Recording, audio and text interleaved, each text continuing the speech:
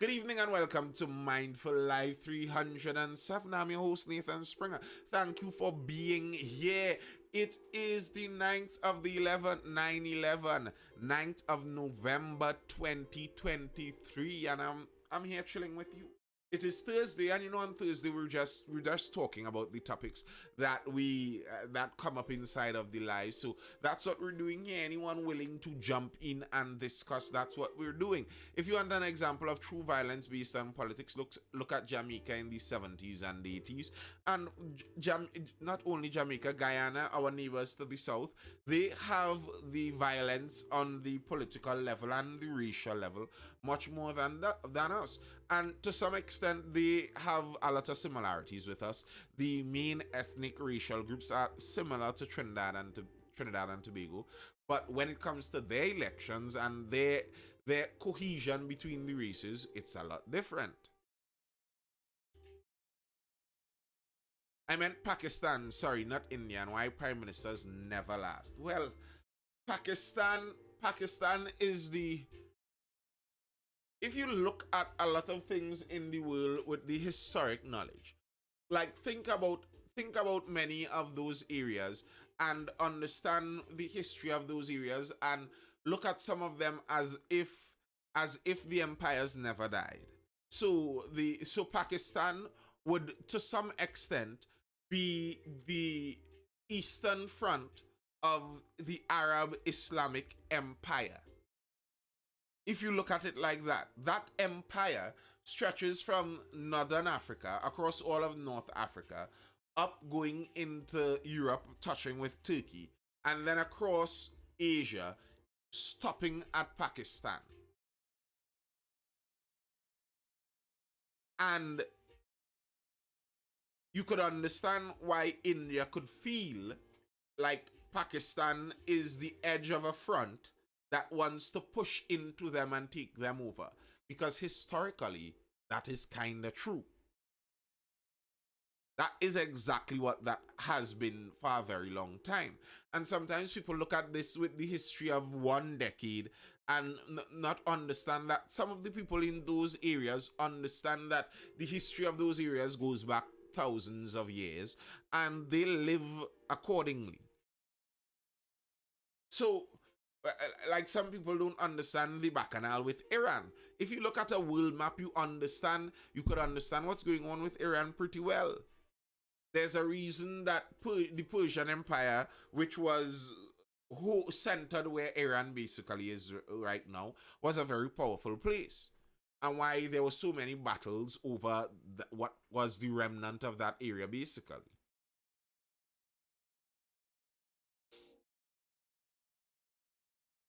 You look at where Iran is, and then you understand why the United States invaded Afghanistan and Iraq on either side of Iran.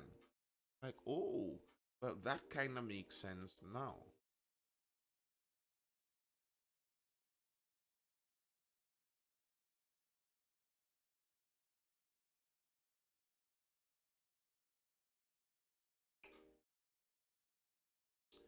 Any questions or comments inside of the live?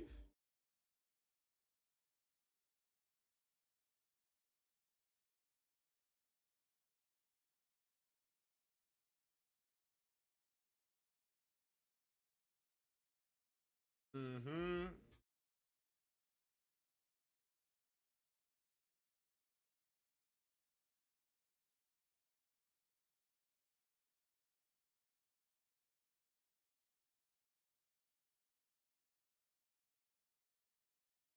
Time to strike for that current bill, huh? Um, where is that? Where is that right now? Can you repeat what you now said, please? Now came in. What I now said about what, bro? I was in flow there. You'd have to remind me what exactly I was talking about back and uh the current bill. Did they make a final decision on that? Didn't it have to go to cabinet or something like that to finalize? Good night, Dinesh Deonath. Good night, good night.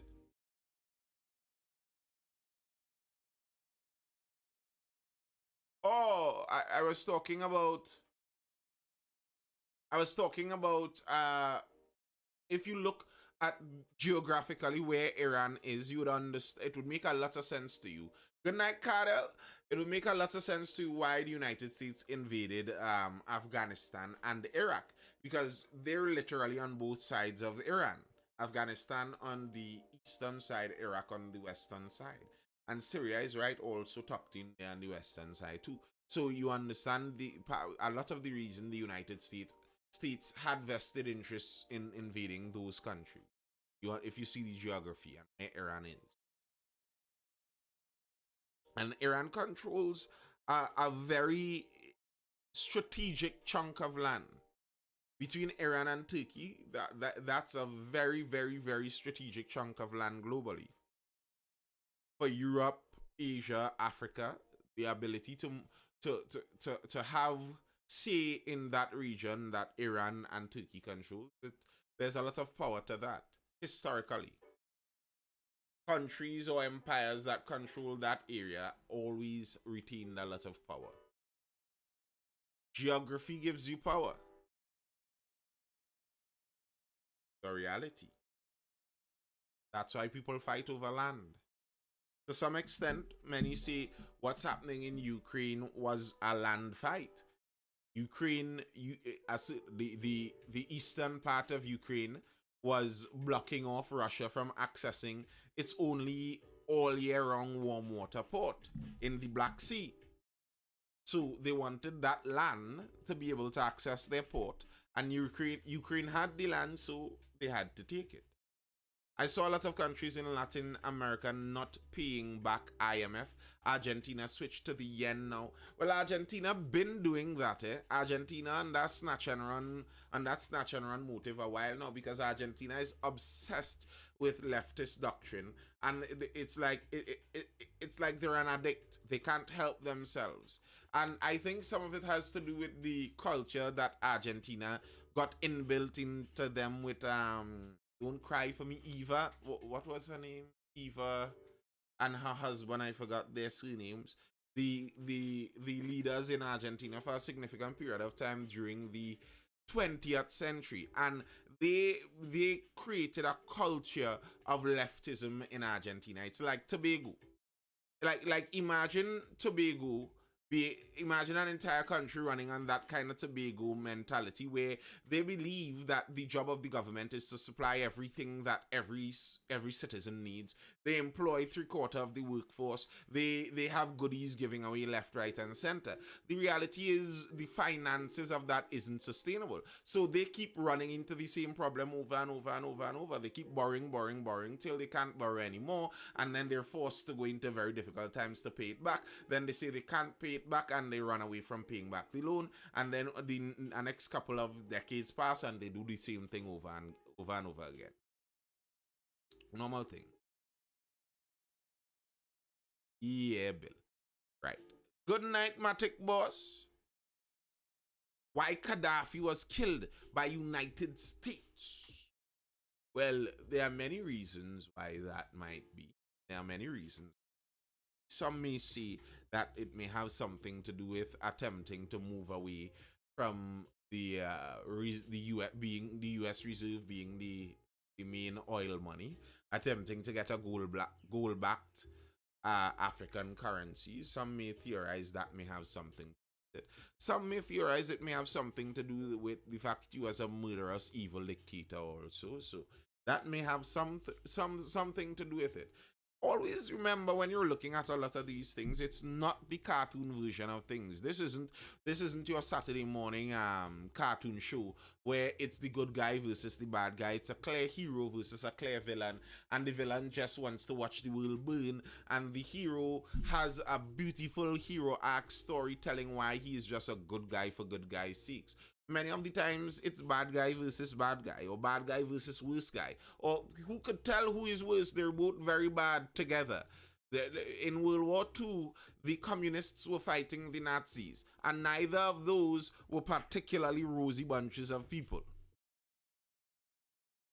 You know, don't allow yourself to be dragged into the idea that somehow, if you could prove one person is a bad guy, anybody they were fighting is automatically a good guy. No. Regularly, you see this happening. The U.S. foreign policy seems like they create disaster all over the world based on that. They try to do this enemy of my enemy is my friend business and keep making terrorist organization after terrorist organization everywhere they land.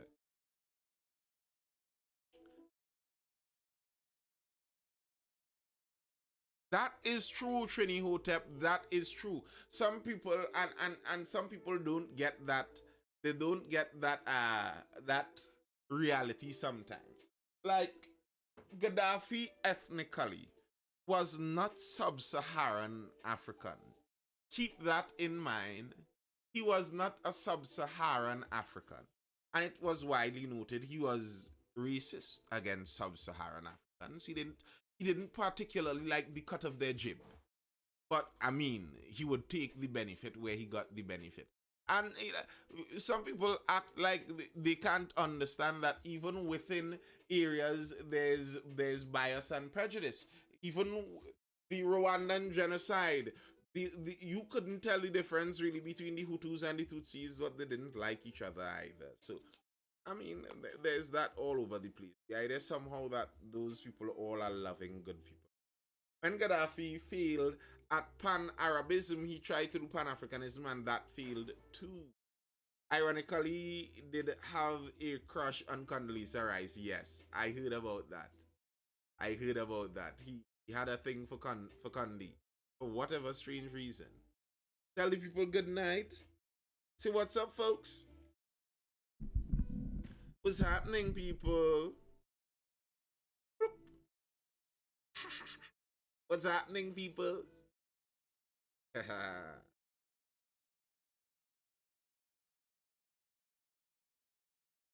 Oh.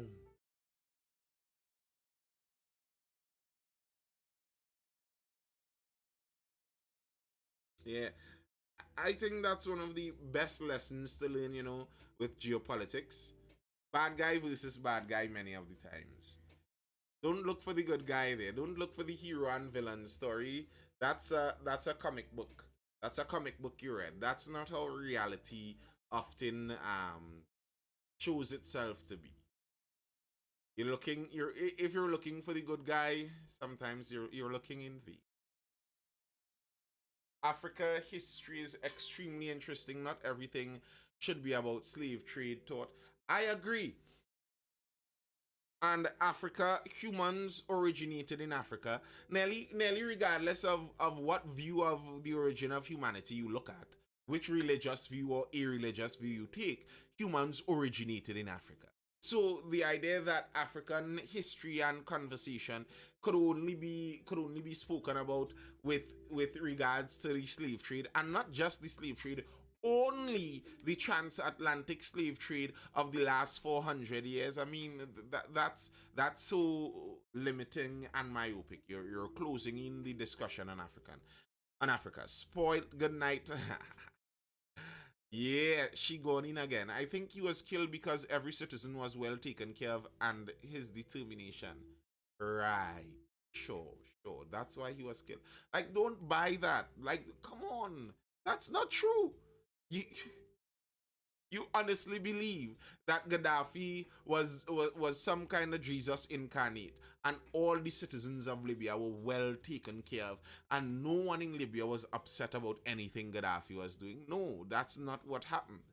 It's not like they needed to sneak in CIA Americans to kill him. They could have gotten enough Libyans to kill him, because he did enough evil to Libyan people that they would hate him too. But in the West here, all the children been killed as bad guys too. Huh. But in the West here, we love Uncle Sam Dollars and the fake American dream. I saw MSG asking for the government to withdraw diplomatic relations with Israel. I think it is dangerous. I think nobody takes the MSG seriously, and the MSG is known to be a Labour Party. So they leaning in towards the left wing view of the global view of that isn't too surprising. I don't think that they would be taken seriously on the global stage, to be very honest with you. I tried to talk about African history with someone today, and all he could talk about is slavery. Yep, that's unfortunate. Good night, Paul Duncan. Why America hates Cuba? Well, for multiple reasons. I don't know if I'll see a generalization like America hates Cuba, but the United States takes a stand against authoritarianism. That's on the face of it. That's one side, and Cuba is an authoritarian country. Again, don't let the good guy, bad guy by binary force you into believing somehow because the United States does bad things that the authoritarianism of Cuba is a beautiful thing. No, it's not. As an authoritarian place, you don't want to have to live in an authoritarian place either.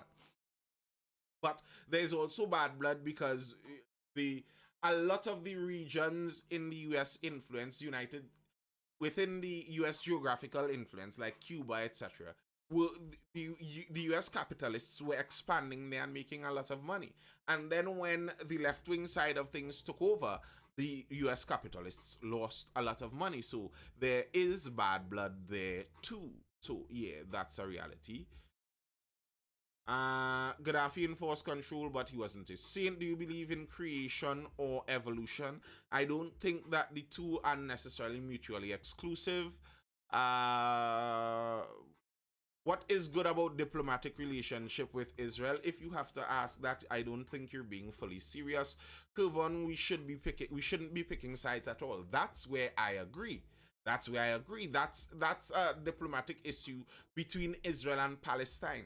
Like, how could you possibly try to jump in that to try and pass between sides in such a complicated historical and political issue? That's not your business. That's what that is. The reason, like, it's so funny to me. Many people hate the US putting their noses in everyone's business, and they're coming now to attempt to do the same thing. Mind your business. That's not your business.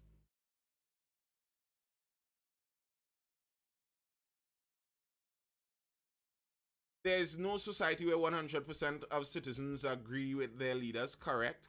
But there are some societies where it is much more favorable to be there, and some societies where it's much more favorable to not be there. And I think many people with the left wing view of things are very dishonest. So many left wing people all want to live in freer societies while saying that the more authoritarian societies are better.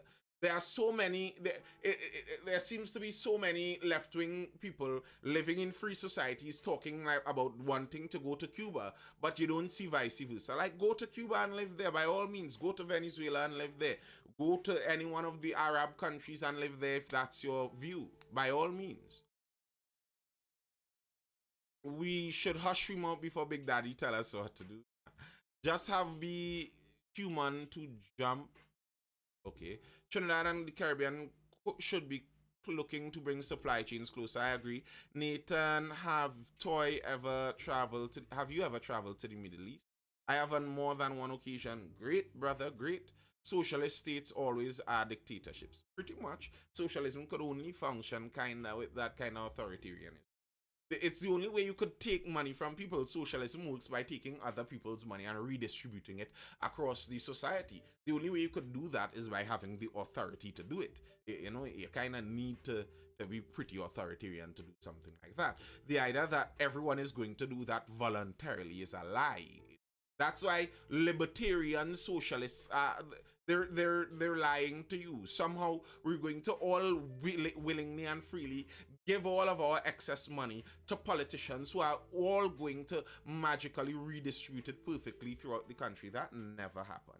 They have to take your money in order for them to get it. Authoritarianism follows socialism naturally. I wonder if women could drive now in those Arab countries. In some of them, yes. Some of them. Yes, they are libertarian socialists, at least they call themselves that.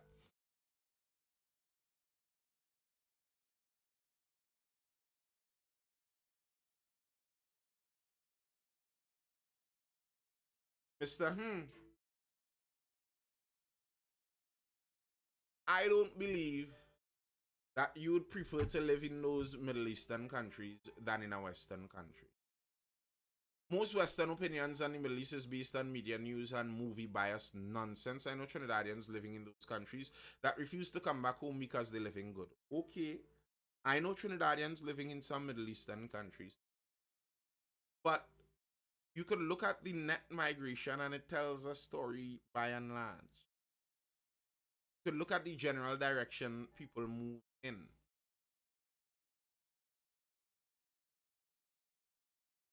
Like,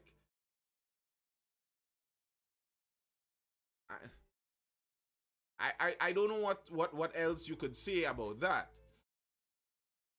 But look at the net migration from the Caribbean. Exactly. Exactly. And I regularly talk about that too.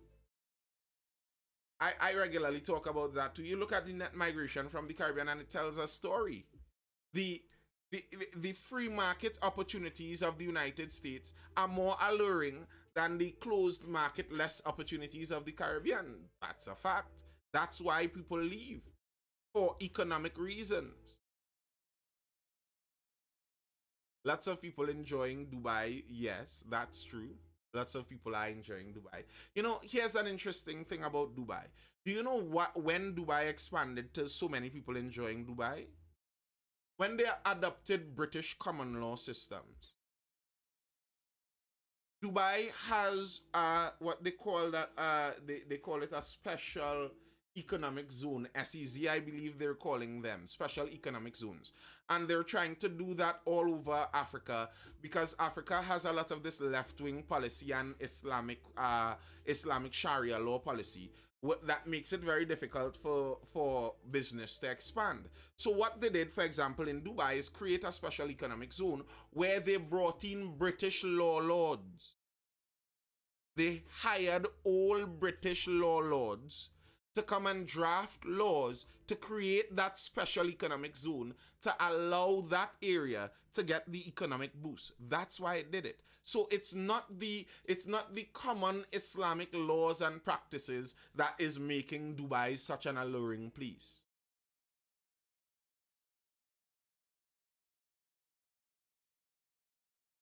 Like it it's kinda a clear thing. Go see how much robberies and home invasions those countries have. Yes, they have less. I agree. I don't disagree. They do have less. When Hitler ran Germany, those trains ran on time. You know, Hitler ran a tight ship. The trains were really well timed, but I could take a late train for not having a Nazi in power. It seems Nathan has a bias against those countries. Yes, I do. I have a bias against any country that is authoritarian. I do not want to live in an authoritarian country. Shocked? That's a surprise to you?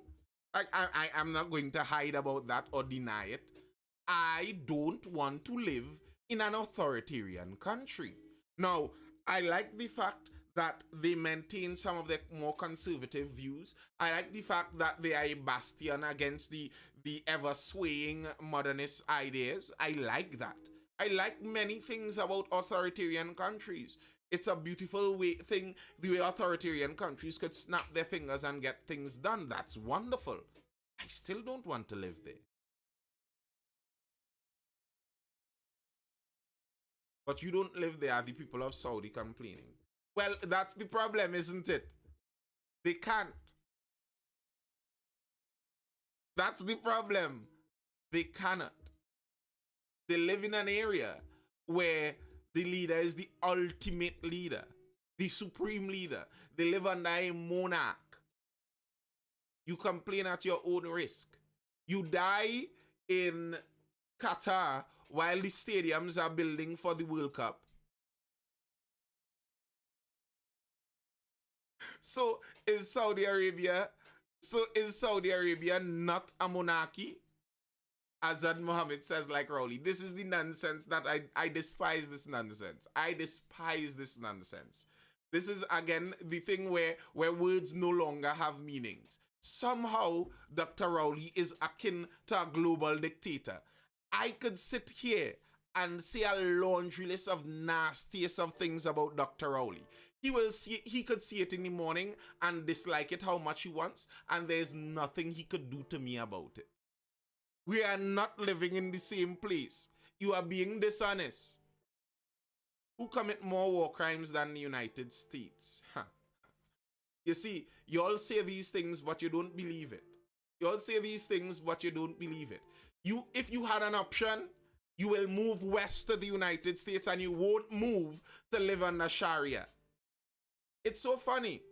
The majority of Muslims moving in the world move into Western countries under secular laws away from Sharia. Who committed more? Here's the problem. Who created the definition of what a war crime is? What is a war crime? What is the meaning of the word war crime, of the term war crime? What does that mean? Who created that term? You seem to feel as Muslims alone living in the Middle East is vastly majority. Which Middle Eastern country isn't vastly majority Muslim?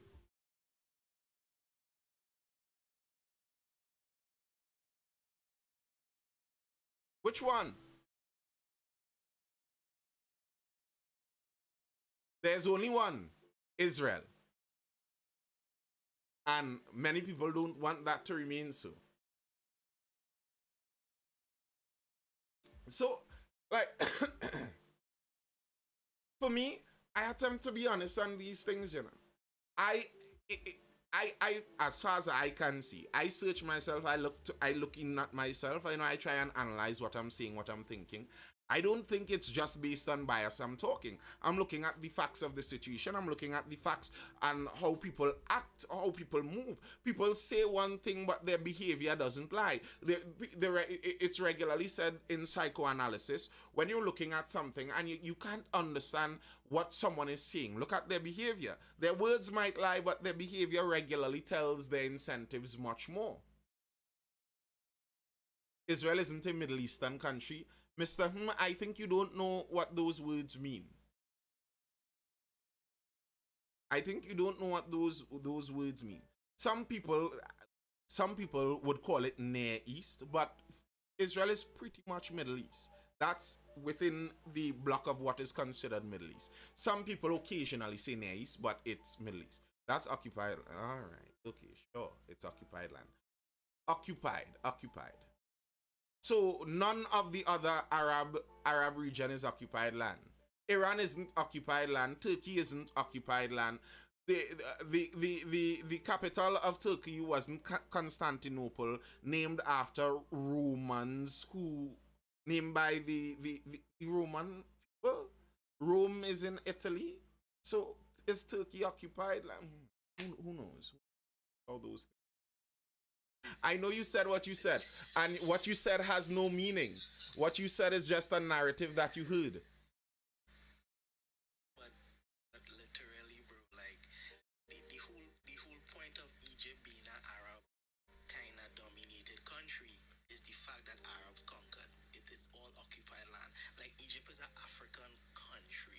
I want the Nubians to come back and take Egypt.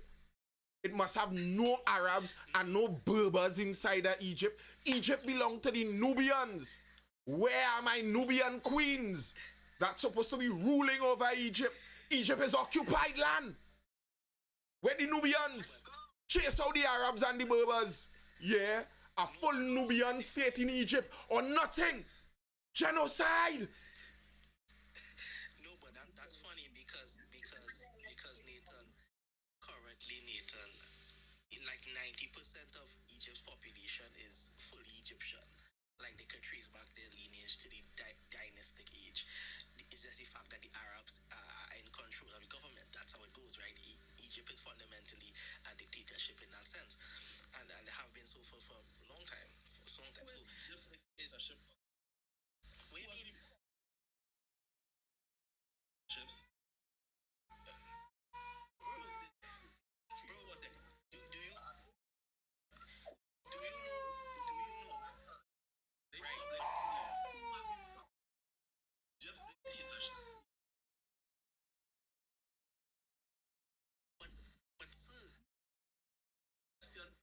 What's the question? I didn't hear the question. Repeat the question.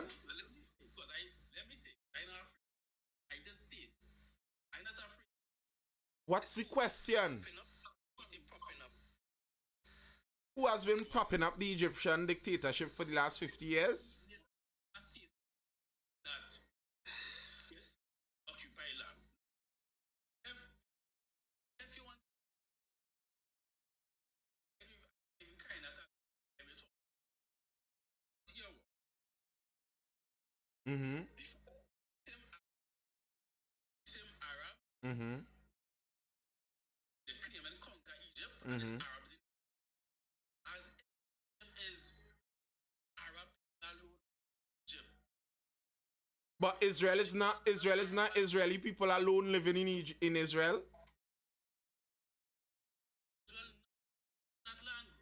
But the people in control of Egypt not indigenous to that land. Many Palestinians not indigenous to that land. It's on the and you that are go to Israel, but they are Jews indigenous to that land.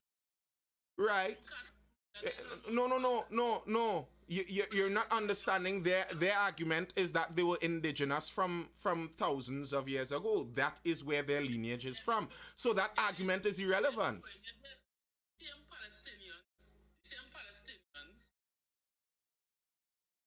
to get out of that land, right? Mm. Indigenous to that land. Says who? Says who? Says wait, listen. You're making an argument. Wait. Pause now, boy. Pause now. The narrative speaking through you. Allow yourself to think about this. Is there a possibility, Mr. Before we go on, is there a possibility you could be wrong? Is there a possibility you could be wrong? Do you believe there's a possibility you could be wrong? Well, then you and I can't have a discussion because you aren't having a discussion. You aren't having a discussion. You aren't having a discussion. You aren't having a discussion. You are explaining your faith to me, and I don't care to hear your faith. This is a faith-based conversation. This isn't a discussion. This isn't a discussion based on logic and reasoning because you aren't even open to the possibility that you may be wrong. That's not how discussions go. You want to explain to me your faith. Sir, I understand you have faith in a belief. Grand. I believe you with faith, but I am not interested in having a faith-based discussion. Until you can open your mind to the possibility that you may be wrong, then any discussion we have is pointless. But if you cannot understand what I'm saying, if you cannot open your mind to the possibility of being wrong, then you have a position based on faith. Your position isn't based on fact because you cannot be proven wrong by evidence. It's not an evidentiary position. It's a faith-based position. But you just said you cannot be wrong. Are you not listening to what I'm saying?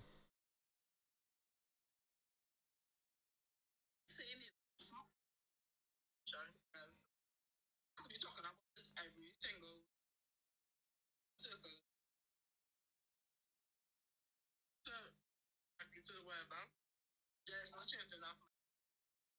To talk about that father should go to jail for child man. I don't know.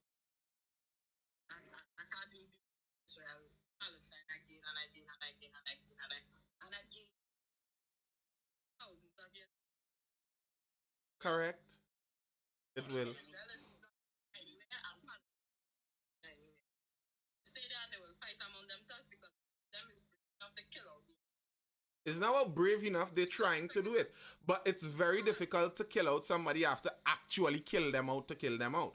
Every last one. And that... Yeah, but I do that. By the time you do that, it's not about the UN. It's literally impossible.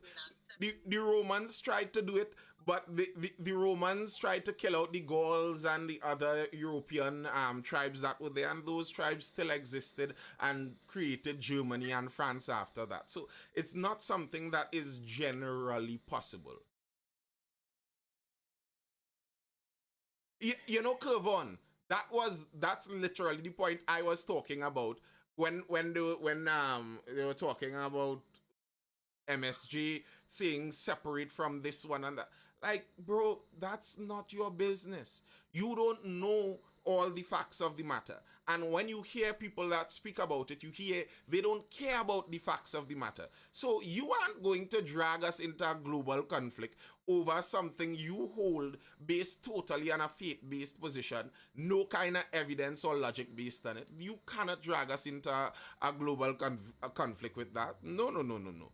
So you're right, Ronnie. But the conversations would always come back up. That's the nature of it. Give back the Caribbean Iraqs their indigenous land. Huh. Think about what is right now. Next 2 weeks, maybe pushing something has been happening, and nobody. Then Ronnie, it's like this. I see some people are worried about children and they're like, okay, well, the world doesn't care about brown children when they're dying. Look how many people are dying in Gaza. Look how many people are just being murdered in Gaza. And some of those same people said nothing when the 200,000 Yemeni children were killed over the last 10 years. There has been a war going on in Yemen.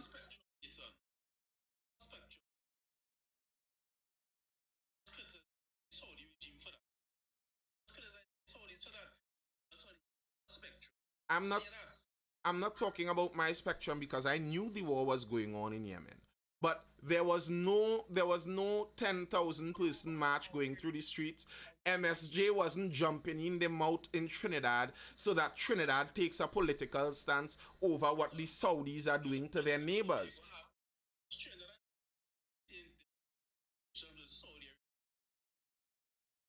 You think Trinidad has no diplomatic relations with Saudi Arabia?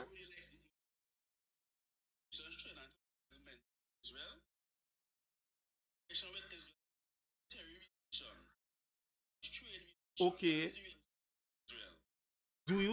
Are you saying Trinidad has no relationship with Saudi Arabia?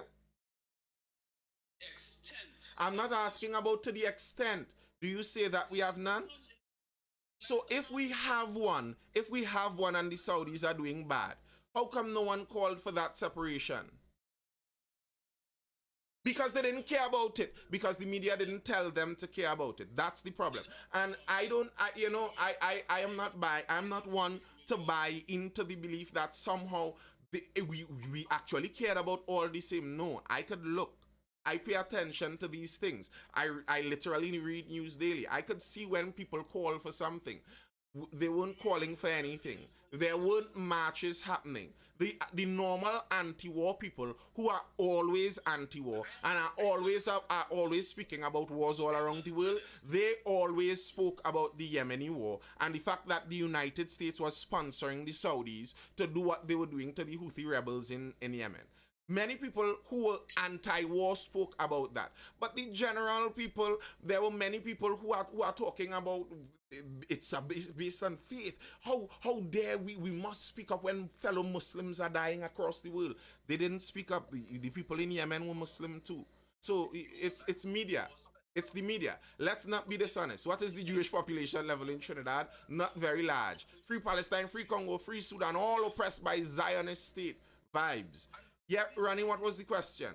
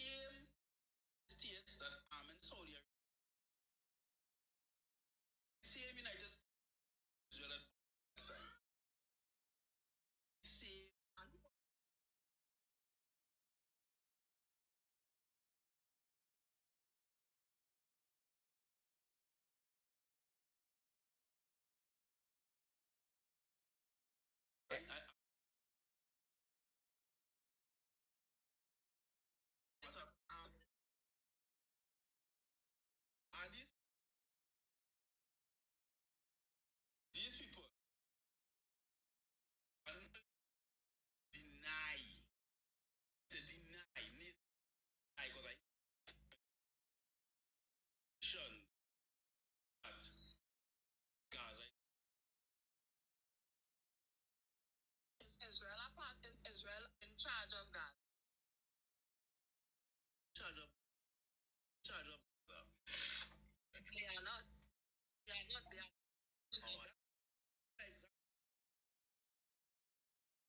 Good evening, Scafty.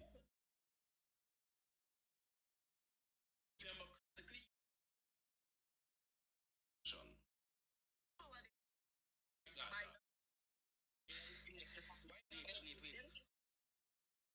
is Hamas a democratic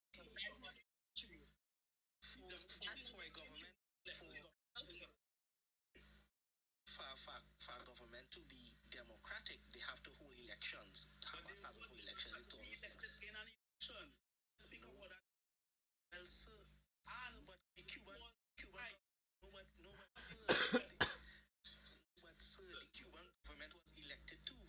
Cuban government is a dictatorship. So what are you talking about? But This is crazy.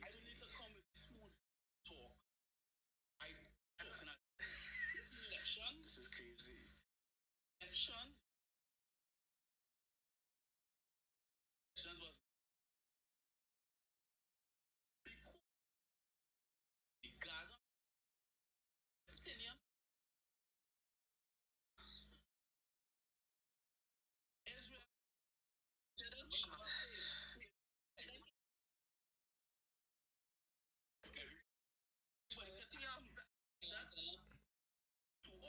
here's how you see when someone is captured by something, okay? So it's easy for someone to criticize the atrocities Israel as a state that is alleging they're fighting terrorism. But then the same person that is talking about the atrocities that side will excuse an actual terror organization who purposefully announces they target civilians. You'd excuse them about they're democratically elected and they're fighting. You understand what somebody is saying there. You understand when they're captured. You understand when they're captured. And this is actually the problem in a lot of the conversations with this issue. If you are of the belief somehow that Hamas is reasonable, then how is a discussion supposed to happen there? Saudis calling these terrorists. Because there were Houthi terrorists, yes. United States terrorists after They weren't calling all Iraqis terrorists. There's a difference. You see, this is the problem I'm having. So some people will say, well, we have to separate Hamas from Palestine. But then the same people that talk about that say that will then go back on to blend Hamas with Palestinians. Are they separate or are they not? separate. Oh, oh, okay, I get you.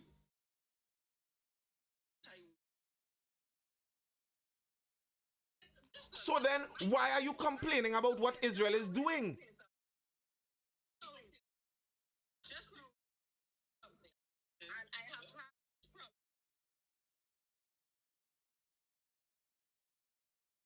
Just now, right? Just now. I have not done as I was said to dictate how to act. Israel is doing like and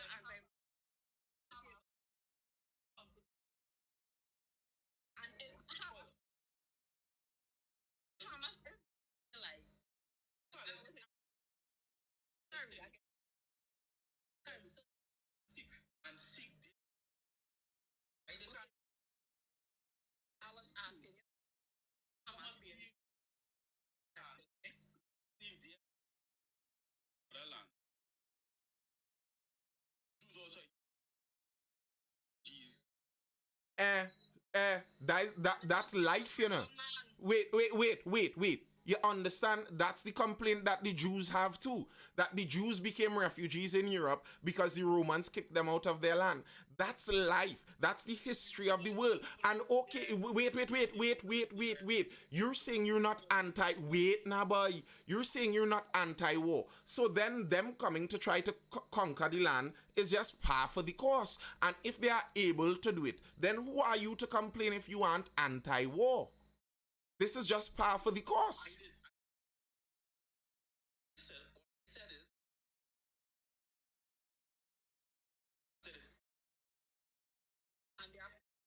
So then they are free to do that. If you're not, you see, the thing is, if you're not anti-war, then it's the who has the might is right. And as it stands, Israel has the might. You could say they have the might only because they have the US connection, but they do have the US connection. So they have the might.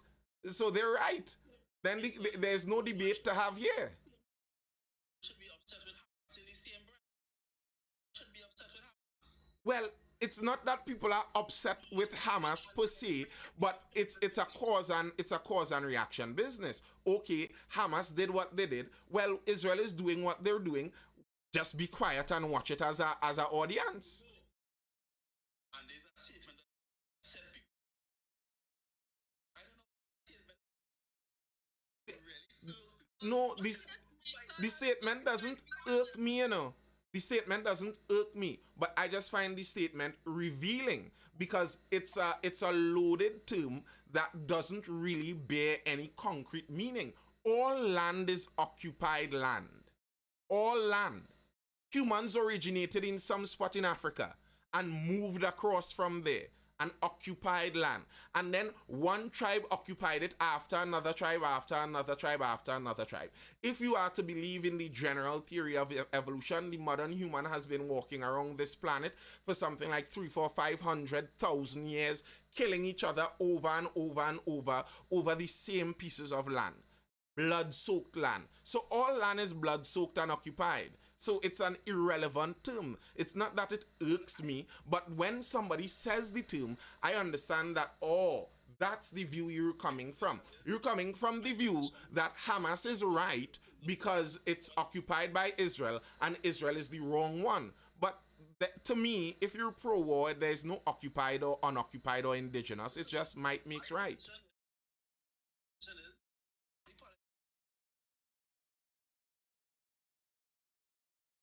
Indigenously, yes. So And they have the and they have the right. So it's not kick out and to live there without hey, send them What are about? What are about? Germans stuff Y'all hear in the direction this going? I'm enjoying it. What are about? What are about? Mm-hmm. You read Mein Kampf, I'm supposing. What are about? speak about What are they about? anyway say it Saturday's cause problem. What are they about? And every curve on, you're saying exactly the thing. This was the point I was making at the beginning. So often when you hear people talk about, well, it's occupied and it's this and it's that and it's because that and it's because that, when you dig and you dig and you dig and you let the onion peel back its way, you recognize, oh, you don't like Jews. It's right historical. Uh-huh. What is the historical of Jews causing problems? what was German adapt economic minority, but they were a minority in the country. Germans Let him finish now, Hotep. German economic at that time. What were they doing? That thing. Jews and them was sucking the German economy. It's Jews and them was sucking the German economy. How were they sucking? Wait.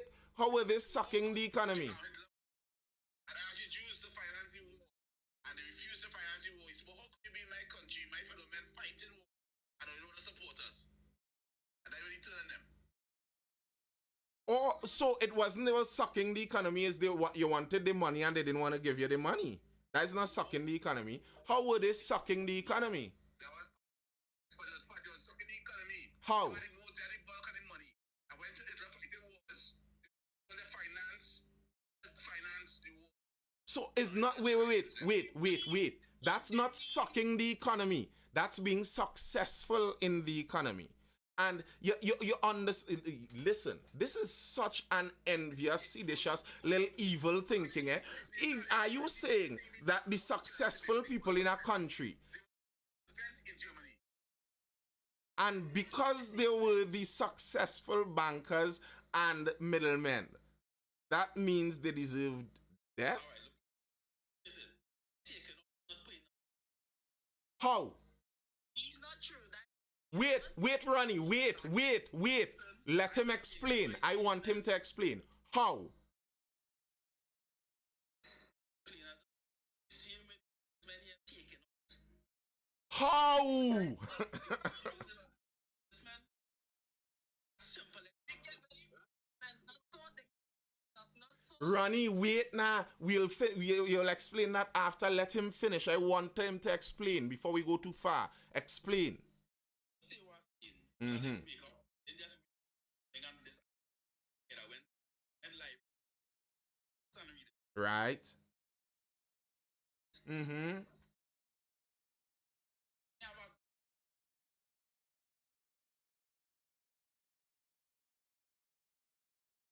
it's nothing. Mm-hmm. At the same time, the pay they are being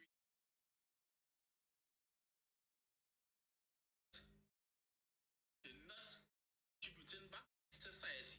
How? No, In what you mean? electorate, Mm. Trinidad, Mm. that have s- which one of these says in you sponsor teams, sponsor stadiums, and I mean sponsor some food. I don't mean sponsor the team with some food, some buster for a game. Mm. Good point. And now. Trinidad sponsoring a sports team, a pro league football team, and a pro. Any of these team had any of these It's cannot what to do with their money. yes, I You sponsor us. All right. Pause. Before you go, Ronnie, you will get to go. And I understand you want to use the data properly. You'll get to go. Let me just go on what you're saying there. What you're saying there has nothing to do with sucking from the economy. That is not taking out from the economy and not putting back. They are providing a service. The reason they get a profit is because they provide a service. People are giving them money for the service they provide. It's ridiculous to me that wait, Kremak, wait. What the band saying? What? Kremak, wait. You wait.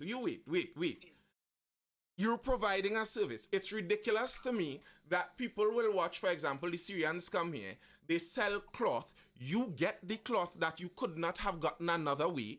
You get that cloth, you pay for the cloth, and then you're saying, well, the profit that they made from that, now they have to give back some of that profit to me, otherwise they're selfish. No, they already provided the service, they made an exchange for it. If they want to, it's only out of the kindness of their heart. If you want a team sponsored, go and risk it and make a business. Make the $1 million and sponsor the team yourself. The reason the Jews were in that position was because the Jews used to save their money, and they had a different kind of culture when it came to money and business, so they were able to be better at business. If your culture causes you to be more horrible at business, you cannot save, and you have to keep borrowing from a culture that is better at business. That doesn't make the culture that is better at business evil.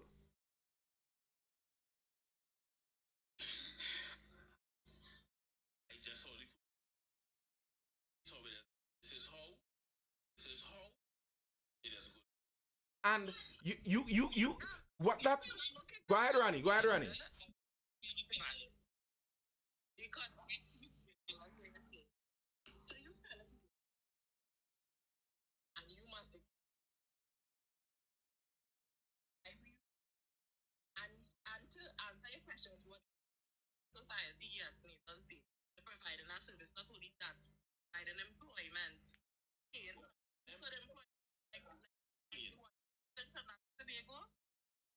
You know, that same, Ronnie, on that same note, that same problem that he's talking about that the Germans had with the Jews. It's not only the Germans have that problem. Many countries, Argentina, the United Kingdom, many countries had them. And many countries sought to expel the Jews because of that problem.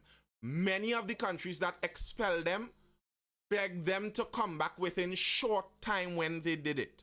Why? Because they were unable to fulfill the jobs that they were doing. The same thing happened, for example, Indians in Kenya. Did you know there was a serious contingent of Indians in Kenya? Go ahead, Kramat.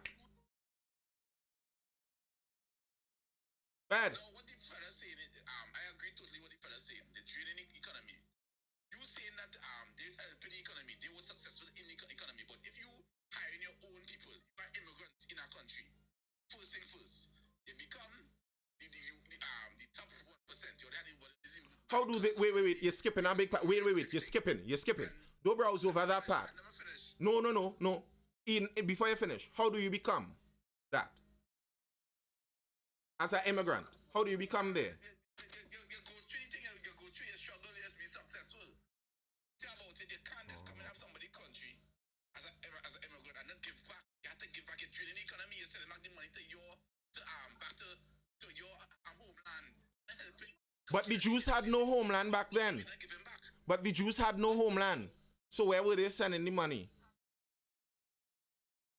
Jews were Palestine, it was war torn. They were war torn. You see, this shows me what this shows me here.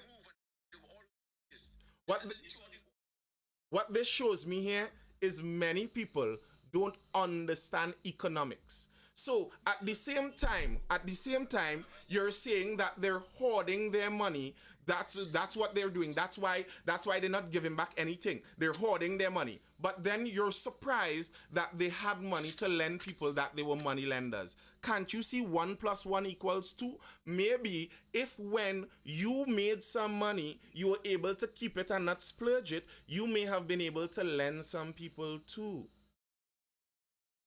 What they give back? Titi Clean Heart, I urge you to go on Google. Google is your friend. Go Google how many charity organizations were funded and started by Jews. All right, sorry. Go ahead, finish your point. So as I was saying, the draining economy. So the first thing first that they do, there are a series of events that take place that started dislike them. First thing, his mother was sick. They went to the hospital because she wasn't Jew. They turned her away. That's the first mistake they made. The second mistake, they didn't have intentions of being no general or nothing like that. No, they're architect. They were the only school, the architect school in Germany. You hear what I'm saying, right? Jackim is not a Jew.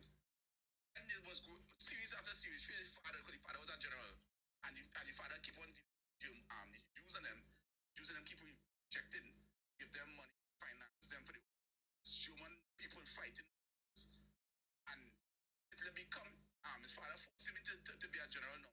He pick up wars from and when he get into wars now, you go to ask for support, financial support, Jews to them, and that is when he started dealing with them.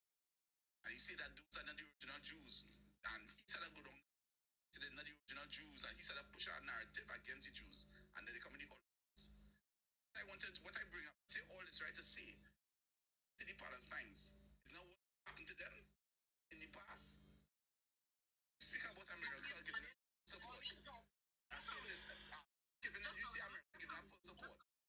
This stopping Saudi Arabia and Iran, and they're giving Palestine support. They're giving Israel support. But other and the whole country. Kermac, bro, that whole Nazi apology that you just gave there is chock full of pseudo history. And Kermac,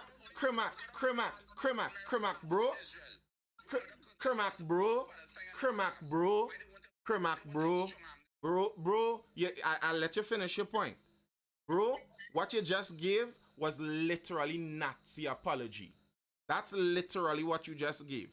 Trying to somehow excuse Nazism. Just bear that in mind and give yourself a little check on where you learned that and where you were taught that. One, that's for one. Two, that was not the history of how Hitler became to be Hitler. Hitler fought in World War One, and that was more to do with his history of how he became to be Hitler. So it's not just about him being hurt by Jews. And either way, all you said there was he went to the Jewish school and he couldn't get in. That's not the Jews' fault. You have no right to go to their school. Like what? He went to the Jewish bank and demanded to get their money. You have no right to the people's money. This is the kind of greed and envy. You are so greedy and envious, it ends up with you murdering the people, and somehow you see as being you somehow see it as being more pitiful on the side of the murderers because the murdered people had more money and didn't give it to them. So I'm okay for murdering you because you made money and I didn't, and you didn't give me the money that you made. That's ridiculous. If you want to trivialize it to that, then all right. But if you tell what you cannot be in a country, sucking that economy and not giving back. That's, you see, Kremak, you have a public service job, so you don't understand how the economy makes. That's the problem. You have a public service job. The public service is sucking from the economy, not the people who make it in the economy. That's so licorice from the public service. Eh? You sit down with a public service job, sucking money every month from the taxes, and then you will see that the people who driving business and paying the taxes, paying the workers all over the economy, they're sucking from the economy. Come now, man. That's because you don't understand the economy. Like to see Go ahead, Ronnie. man by the Holocaust. Yes, he did. And then him Brett saying that Israel doing thing to Palestine. If you just justify the Holocaust, you justify what Israel is doing to Palestine. Then I could just I know I come. You just jump up on one gate and say one nation channel, just my word to say, and you just go with that. I know what I said. I never justify no Holocaust. I give an explanation why the resentment would have begun. And they don't want and they don't want to give back. I don't have to charm. Because they need to stop envy and jealous with people. And they must stop it. The reason they could have quote unquote drain the economy is because all people on them and they're consumers. If they weren't consumers, have drained food. What they was doing selling goods and people were in it. So you tell me. And then I must give you my money. You just give me. Stupid as a here. And tell me things even worse. Yes, in taxes. Your taxes are given back to the country and all. You don't give anything else back. Why are so envious and so the money is not Yeah, yeah. And before you ask that, Sylvan, as you say, cool it. Even when I'm worked up in this is part of the discussion. I'm vexed. That's how the discussion gets lively. That's how people speak their mind more. But go ahead. Yeah. And twofold. Mm-hmm. Says somebody, I can have fun to pin Mm-hmm. down Hitler Yeah. without saying his actions were right. I could tell you why certain things happen. Say, well, yeah, I support. I can understand why. It's the same thing. I know I'm gonna interrupt you and you'll continue, but on the yes, Sylvan, I know why. on the different view. Like what Ronnie said there is justifying. Justifying is explaining why it's reasonable. Trying to explain the reasons for it is literally justifying. So that's actually technically what you're doing. I didn't say you're saying it's right. I said you're justifying. Go ahead. To me,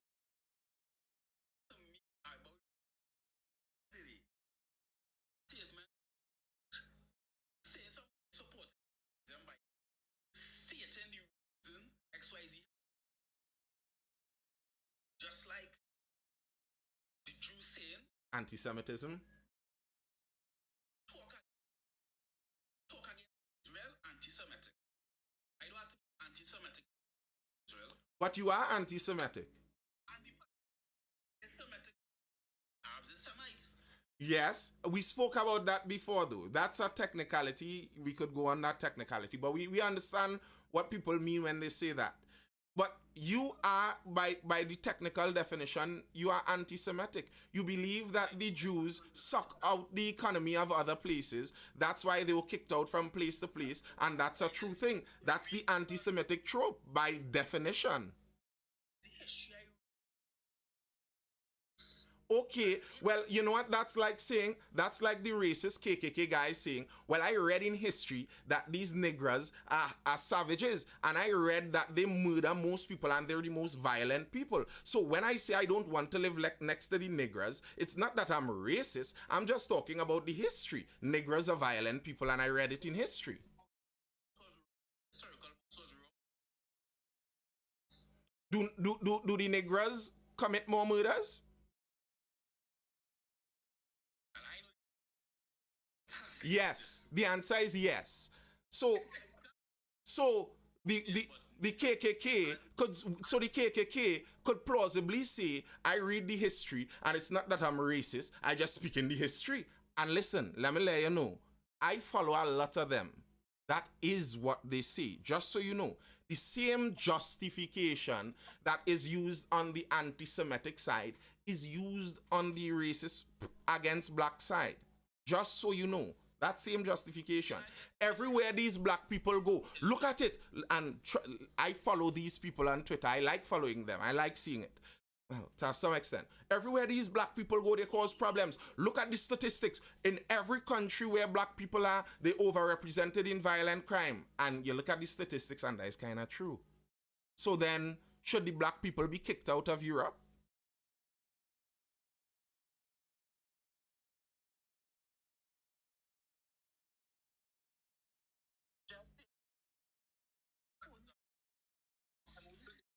This is funny.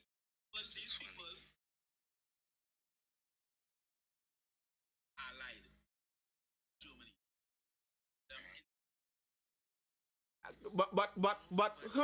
That's the same argument that some people are asking about right now with Gaza. How come none of the Arab countries want to accept them? Should be indigenous land. Because they Listen, listen, if not we're talking, yeah, but please. Against I knew are free. They are free to live. some people I don't understand. Hmm. 50% is IDF members. Mm-hmm. So now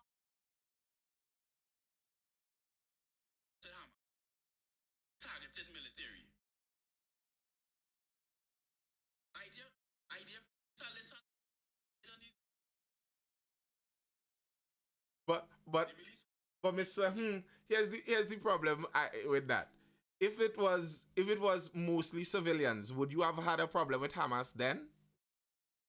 I mean No, you wouldn't. So why do the make believe like if somehow this is the justification for why you're okay with Hamas? No, you're okay with Hamas because you're okay with Hamas. It doesn't matter who they targeted. So don't make it seem like it mattered. Yeah? I support Hamas. Why? Fear. Palestinians have a right their indigenous land. I don't care. And you do understand that is literally the very same thing the Jews say, right? Exactly. I agree. The funny thing, They have the right to fight, they have the right to lose. it's not funny. I found that you are a loser. Not just be vexed because you are new. Hey.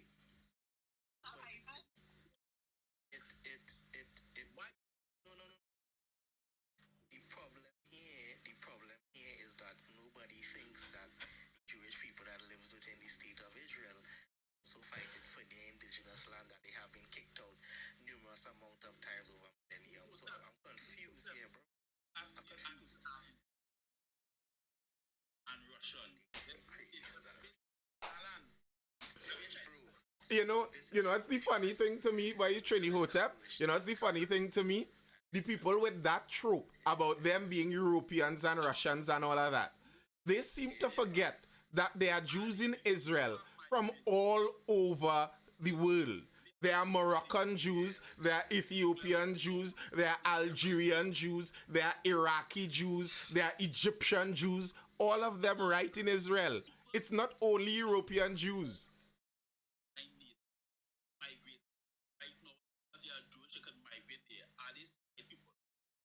Yes, they're literally saying but yes, there's the side of the religious convert of that.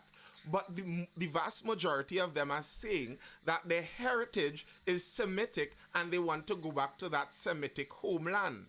That's what they're saying. Mm-hmm.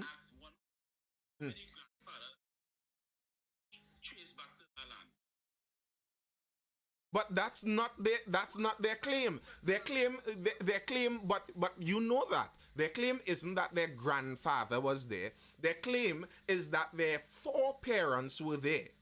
Their foreparents. It's like my grandfather wasn't in Africa. I've been, as far as I know, my lineage has been on this side of the world for quite some time. But my foreparents are African.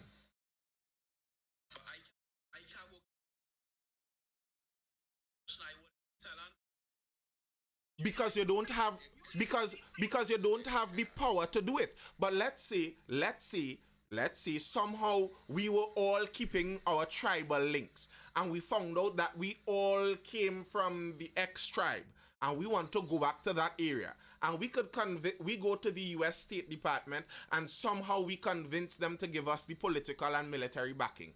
And we go there. We're going to push out the people and do it. Liberia did it.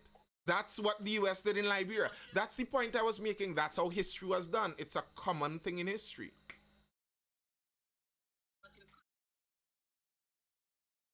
Africa, the land in Africa,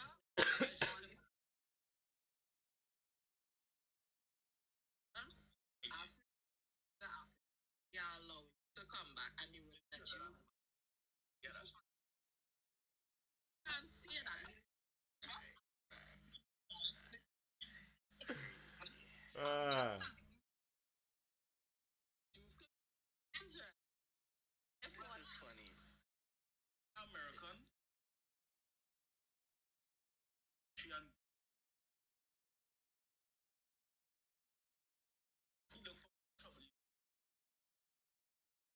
That don't make sense. So wait.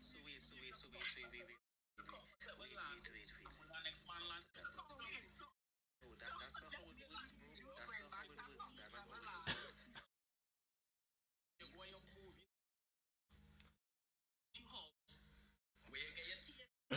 Ah! That don't make sense, bro. People move for multiple reasons. People immigrate. Oh, God, boy. For multiple reasons. To even think. So what about the Muslim migrants in Europe? They're supposed to just get what they get too. Apparently so. they fight in the war. It's crazy. Africa, No, you're talking about in the Middle East there.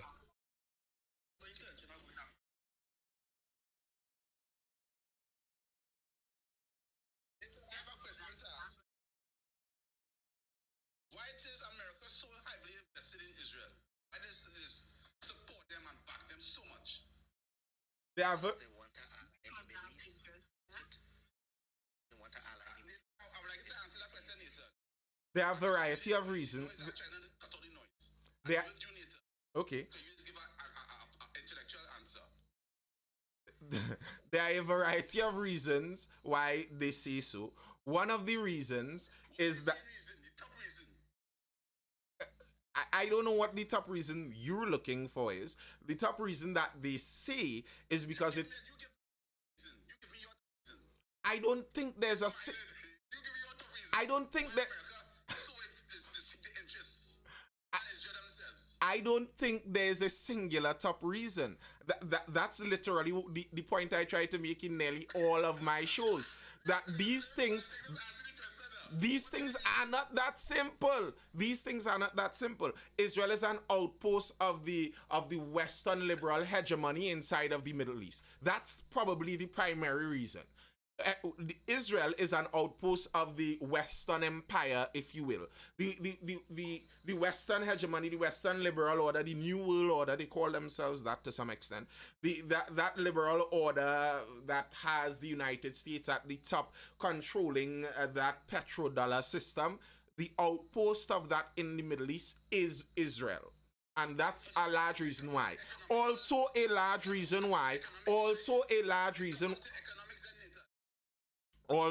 reason why is because Jews are extremely influential in the political sphere. Thank you. That's all I wanted to say. That's all I want you to say is about money. That's what the Jews do to the German, do to America. So they have plenty say. America cannot leave them. Most of America problems come from Israel. Listen, most of the problems. How come America could strong arm all the Arab countries not to support Palestine? How come they could do it, but Saudi Arabia cannot support Palestine? Iran cannot support them. They could support Israel. America. But Iran is supporting Palestine too. Even if you give Israel guns and weapons, they come and give them sanctions, to eat and the kind of thing. Come on, rations, they come in and give them. Come on. Well, Let's help. Crimac, So they get bombed. Crimac, Understand? you must Did the same mistake. Crimac. Somebody talking, your child talking neighbor. You must understand. Listen. I'm going to say something, but you know about law enforcement and such. You understand that when it comes to such, there's a side of law enforcement and a side of the criminal. Now, what you're basically saying there, you're trying to say from the side of the criminal. Because in this case, the United States is the law enforcement. And they are saying we are choosing the right side. The side that stands on the side of law, justice, and democracy. And that's where and why they are putting their money on that side. You're saying that you're jumping on the side against them, saying that no, actually what the criminal in this case is saying, he's right. Careful how you argue that argument, because that same argument is used against you all too. But the You cannot tell me that they have rules to war. Can be and these things. but wait, Crimac. The rules to war say you cannot put your base in a hospital either. So the rules to war are preposterous. There are no rules to war. I want to end you, you want to end me. The idea that there are rules is preposterous. War crimes and rules to war are extra punishments that the victor puts on the loser. That's why when people ask about how many war crimes the US did, it's a joke. The whole idea of war crimes is when the US win, they punish the people that lose. If Germany won World War II, the bombing of Dresden, Hiroshima, and Nagasaki would have been war crimes, and they would have dragged them before some tribunal and punished them for it. There is no war crime. There's just war.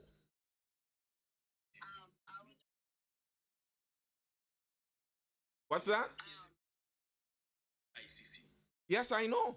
Because they don't need to. They threaten the judges with sanctions. Investigate. To why you soldiers. That's not a... You're making the point I am making. You're making the point I am making. They are above the rules, because the rules is the people who have the power make the rules. That is the rule. And you're looking at the rules that they made because they have the power and saying, look at them, they're not standing up for the rules that they... Of course they're not, because they made the rules.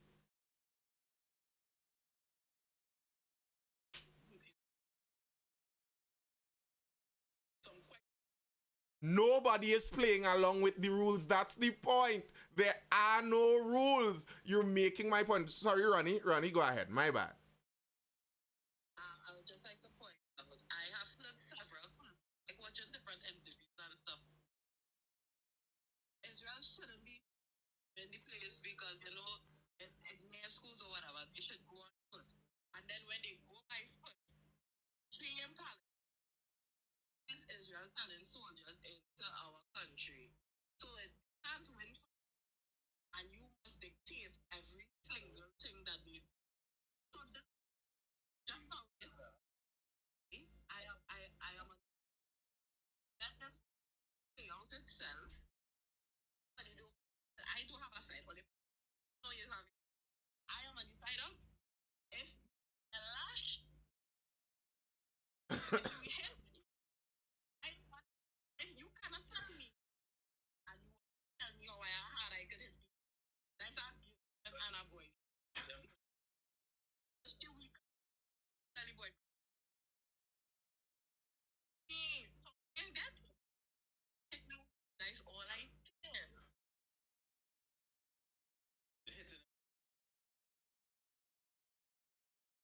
If I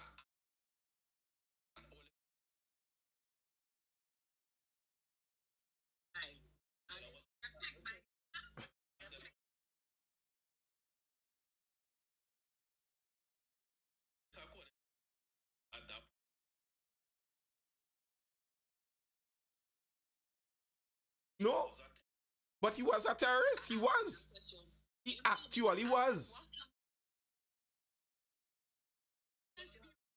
as my safe, it's not Oh. Correct. That's correct.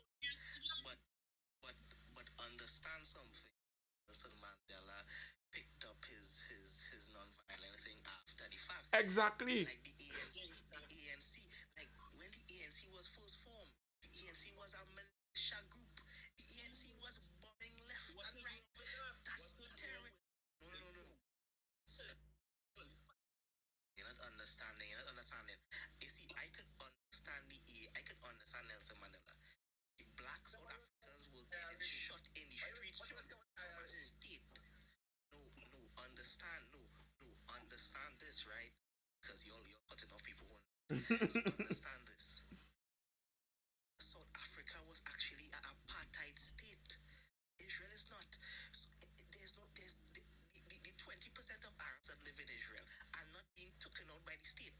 They're not being murdered by the state free of charge.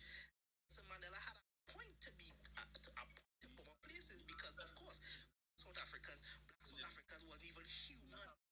Black South Africans wasn't even claimed as human on their own land. So what we talking about? Seeing, bro. What we seeing, bro?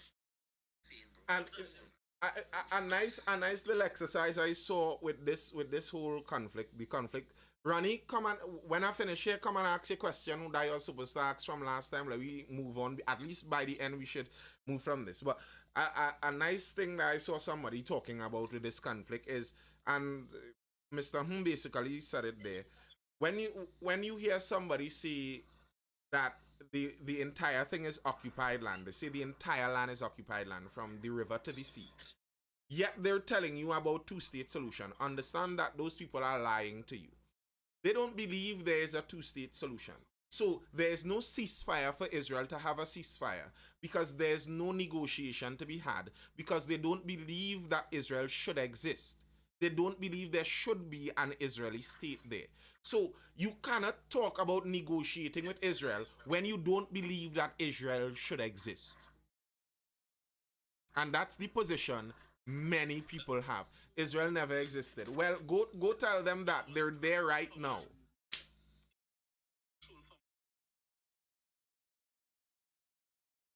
and you should be the entire should be Israel. Am I lying? That's cap. That's cap. Wait. It's not totally cap. It's not totally cap. It is not totally cap. The two lines on the Israeli flag do stand for the two rivers, and they do in the religious intention, as in the promise in the Bible for the Israelis, were that entire piece. Now bear in mind that even since biblical days, no group of Israelis ever politically claimed the entire thing. So yes, there is a religious history behind a certain size of a claim, but there has never been a political attempt to make that claim. The difference is there have been many attempts to remove totally the Jewish state from existing there. And to say something like Israel never existed, Israel shouldn't exist, there shouldn't be an Israel there, that seems strenuous to me. What's that?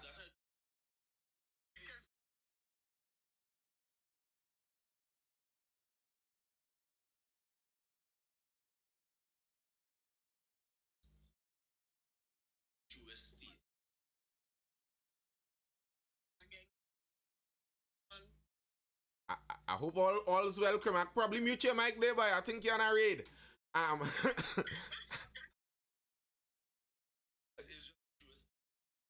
Is Israel a Jewish state? That's a good question. Yes, I will say yes. I'll say yes.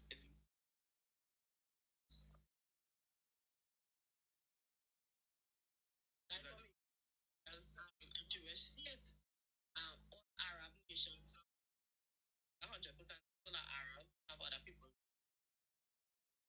And Jewish are raised, it's on a religion, remember that. A Jew is a race and a religion. They're not trying to say that, like,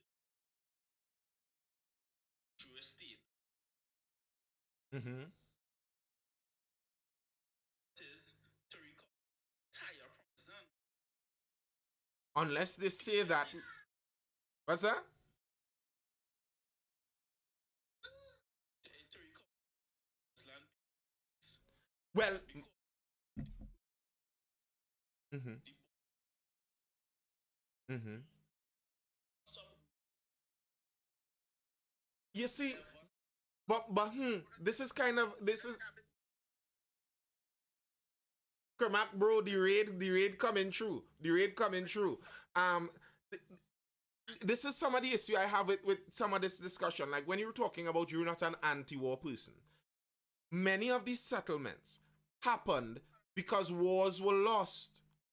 It's like wars were fought for that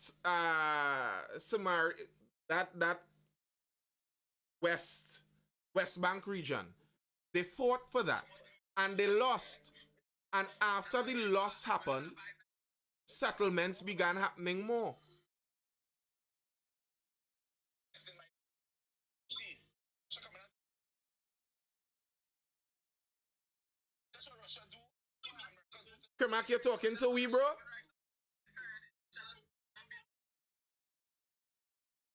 Kermac, that conversation. Yeah, Nathan. And now mute you there in a Kermac because your conversation was coming through by Israel was on the sea for over 100 days before the British signed the paper.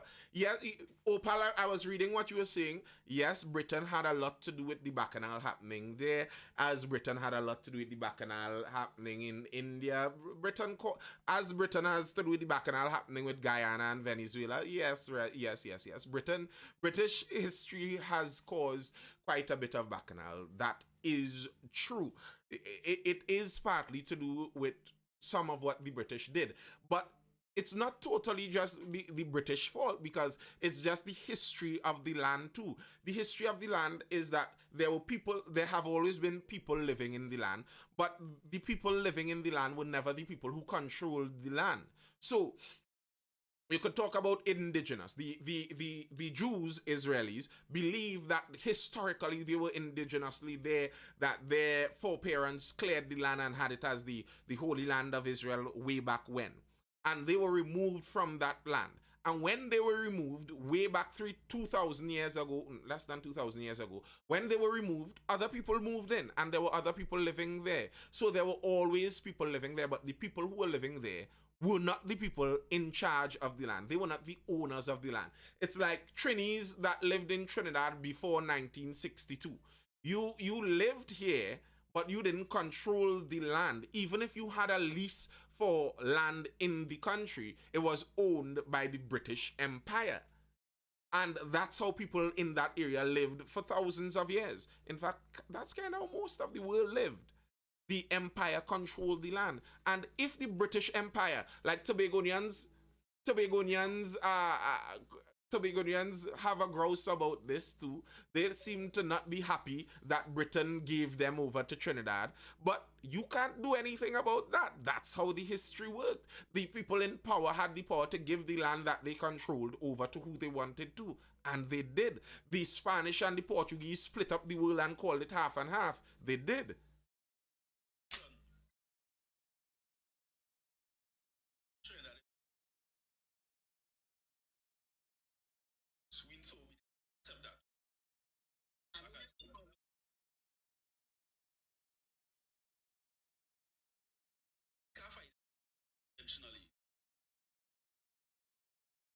If we can't find them, what we Let me tell you, I'm gonna tell you what we would do. We would call Biden, Joe, Venezuela again. We pressure boy. You on we side for this thing or what? If Joe tell we stand on your own, well, hard luck, we lost. If Joe take we side, well, we win. That is geopolitics. What you expect to happen? What's that?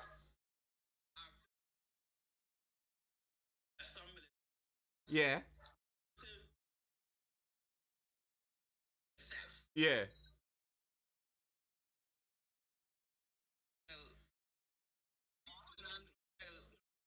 Here's the thing, Hulfies. Brush up on your Spanish. We'll be talking after conquest of Trinidad and Tobago. Brush up on your Spanish, what I don't know how to say. Thank you. Yeah, here now. I am telling you. Let me lay it. I'm telling you straight up. I love Trinidad. I love Trinidad culture.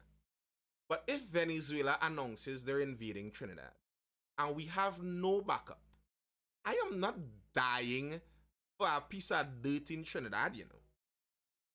I am out. If they say, well, you could stay, all we want to do is take over the governance, well, I might stay. You know what? I don't like the communism, socialism of Venezuela. I'm out. I'm out. From the time they say it and I recognize we're not getting the backup, I'm not just going to commit suicide for this. No thanks. Bye.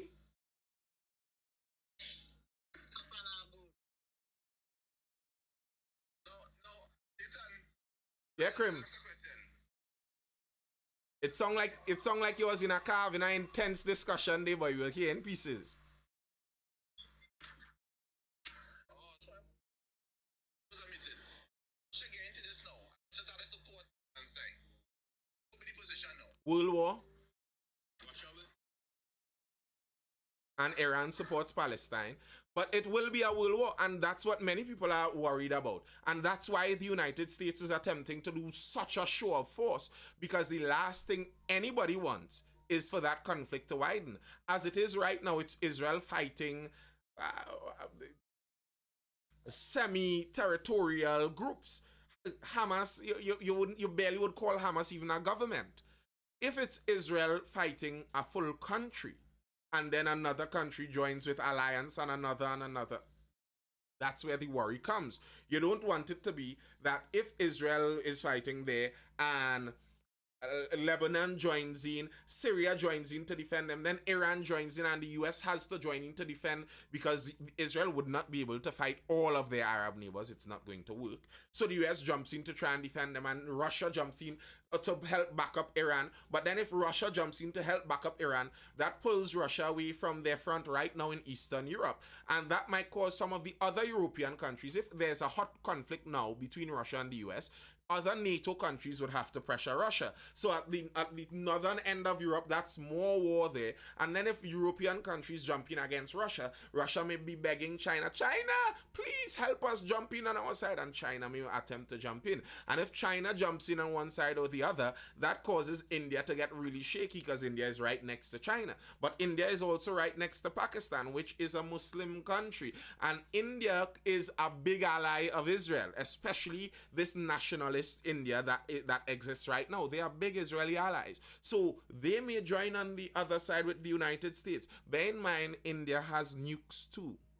So yeah, that is a World War III scenario if Russia does join in.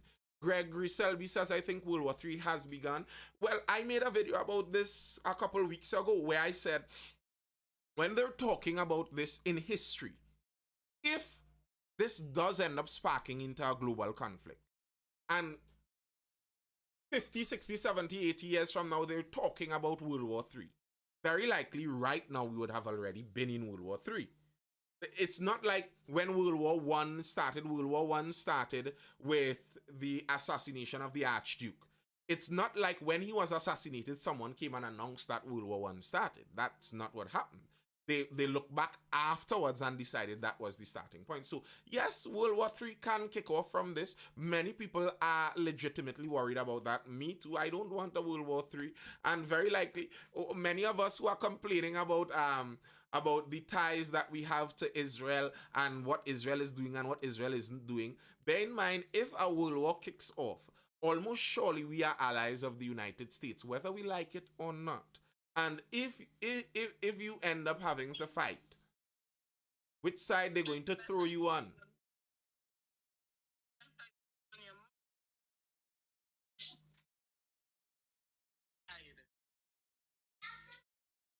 So take our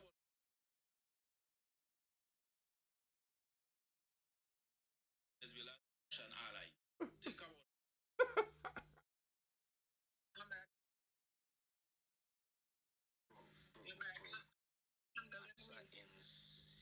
That's an insane hypothetical. That's Russia and America has never fought a full scale war before. Only Cold Wars for the most part, but Russia and America fighting a full scale war is ridiculously insane. I mean, it could happen, obviously, but it's ridiculously insane. Let's be real. But let's be real. That will literally devastate the planet because Yes. there's a lot of U.S. allies and there's a lot of Russian allies. It will devastate the world. I'm just telling you one time. situated. It's about that, sir. It's about how quick. No. They don't.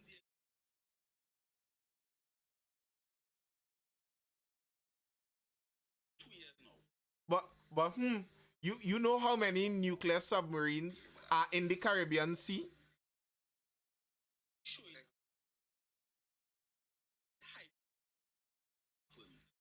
Oh, well. To be fair, that's kind of what the Cold War was and is. The U.S. and Russia keep going at that. The U.S. and Russia keep putting their ammunition and their fighters in the various places. Now, the idea of a Cold War, well, you see, the thing is, we're putting ourselves in that. Really and truly, we could thank Guyana a bit because we are out of the crosshairs now. If there's an offshoot of the U.S. hegemony very close to Venezuela, it would be Guyana. And there's already the Bacchanal with the Essequibo region, so we don't. That's not our business anymore. If they're going to fight, the fight will be between Guyana and Venezuela. Trinidad safe. Trinidad, we don't have to worry about that. The thing about it being hypotheticals here is the fact that I think America and Russia are smart enough to know that sparking a full scale war between two powerful countries like that would literally destroy the fabric of the society. Let me tell you something, man. War ain't cheap and war ain't sustainable like that, pussy. Like the American government, the economy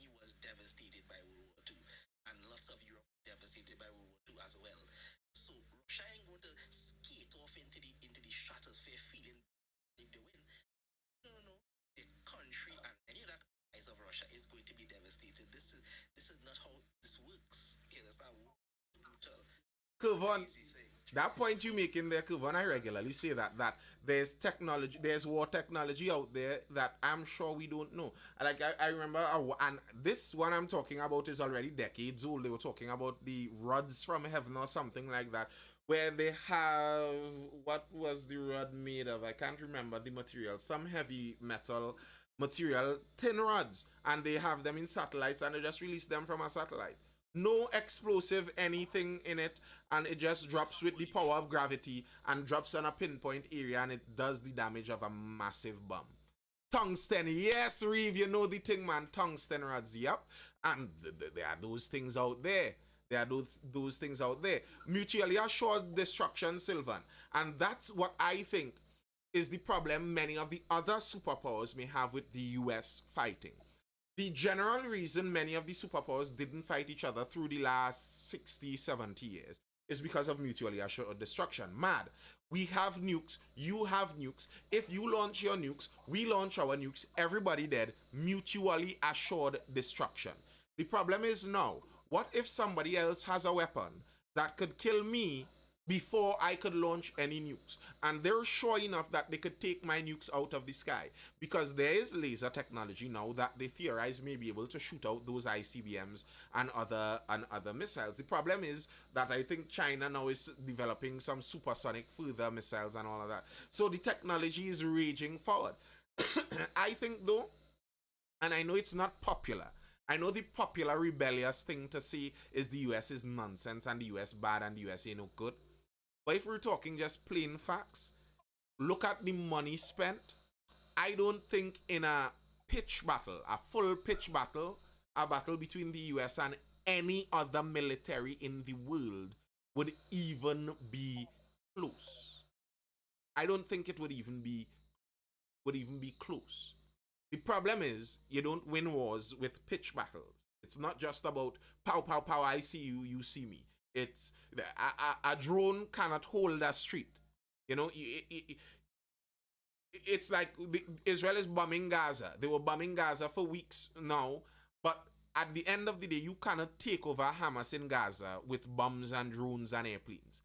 Men have to go down on the ground and hold the land, and that's the difficult part. And that's what the US has always struggled to do. Boots on the ground, correct. America have almost 62 warships around the world. 62? Isn't their navy something like 300 and something? Even though I think the Chinese navy surpassed theirs. But I think personally, going into the future, ships would become more of a liability. A ship is a target. Like, especially going into more futuristic battles. I don't know where the future in war might be, but I feel like a ship might be an easy target. Couple of done. Longevity.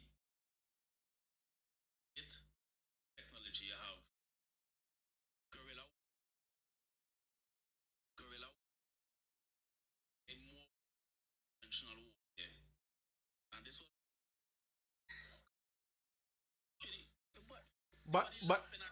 But anybody laughing at that? Then no, here's I agree with that, you know, but there's a difference in that. It's Kremak, you come off mute again there, Kremak. Yeah, there's a difference in that. A pitched battle, when I say a pitched battle, I mean your army meets my army on the street. That's what I was talking about with the US military. But you're right, guerrilla warfare is how it's won in terms of at the end of the day. That's why the US hasn't really won a war since Vietnam. Because what they're trying to do is win the hearts and minds and take over our country like with just our superior morals and our superior worldview. That's not how it's done. The Romans showed how it's done. For the Romans to take pieces of Gaul, it took very long and it took brutal campaigns, kidnapping the children of the elites, sending them to Rome, growing them up as Romans, sending them back to the Gaul area to rule the Gaul area as the rightful heir, but with Roman culture. And that's kind of how they took over some of those regions. But to really take over a region, even if you have superior power, it's just not that easy. So yeah, you're right that guerrilla warfare would win in the long run. But at the end of the day, if you're just talking about wiping out an area, Exactly. That is why, to me, when people talk about guerrilla warfare, it's a like, you feel America that dumb enough to send troops within our country, knowing that to hold our country is one of the hardest things to do. Understand that America understands that Vietnam was particularly difficult. No. This is why America just sends the little pinpoint accurate missile and boom, take you off the. That's how America works. No, but what I'm saying is, ain't about putting boots on the ground necessarily until they could obviously hold the country. Like when the Afghanistan commander say some nonsense and then just say like, okay, wipe you off the face of the planet. They did that. They didn't have to put boots on the ground to wipe you off the planet. They wipe you off the planet. That's what it was.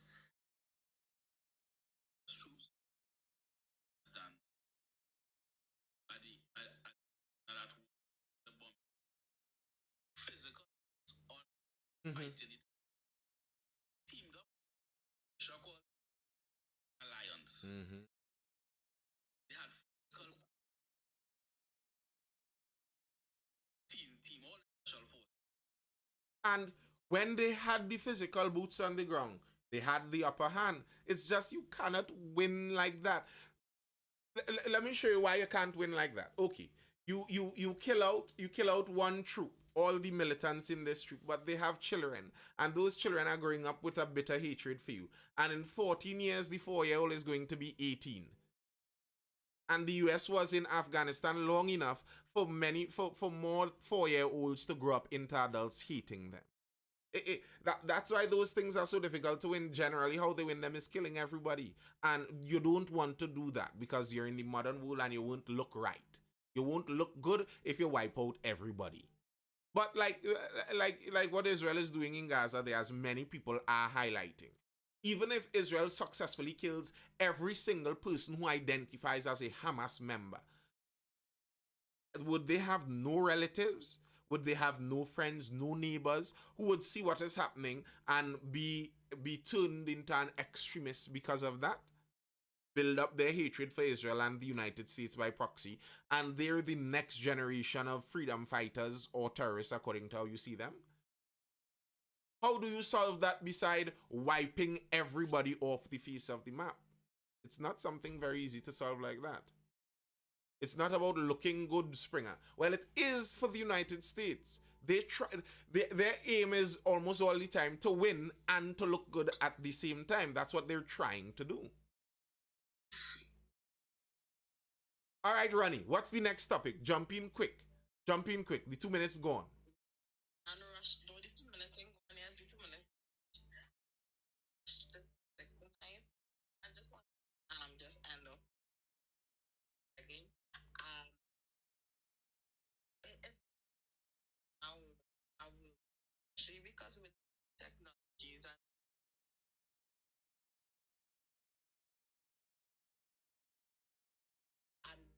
can't. I think people care. I mean, I do. I have like a damage the environment, and if technology is not,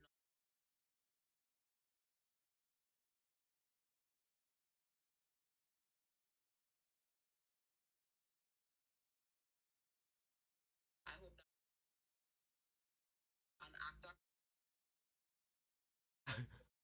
I I hope there isn't a World War II, but I don't think that those guys care too much about the environment. We just don't want to hurt it. I don't really think they care much. The environment, food so that we can eat. I know, but when it comes time war, people don't care. Well, hard luck to us, but let's talk about other people. Yeah, that father, child support, saying that should not go to jail. Ish. That's why Positive. that laugh makes sense for them to go to. We can't survive So, Rani, is it your stance that you think someone who cannot pay child support should go to jail? Yes. What about if a woman? What about if a woman can't pay child support? She should go to jail too. If she not pregnant, can't take back child in, she should go to jail. All right. So, what about women who can't take care of their children and give them up for adoption? When they give them adoption, So, nothing wrong with that. what is the male? What is the male alternative for something like that? If a male cannot take care of his child and the child is already conceived, what is his alternative? Jail only? I agree. I don't that because at the end of the day, I put you not impregnate a young lady is yours. That her. Mm-hmm. So that was your response. Supposed to make sure that the door inside of her. Well, I'm not going to. I didn't bring up the abortion because I don't believe that you think abortion should be legal. I think you probably are anti-abortion. But I suppose you're okay with adoption. So why would the woman have a choice if she can't handle having a child? She could give up the child. But if the man can't handle having a child, he goes to prison.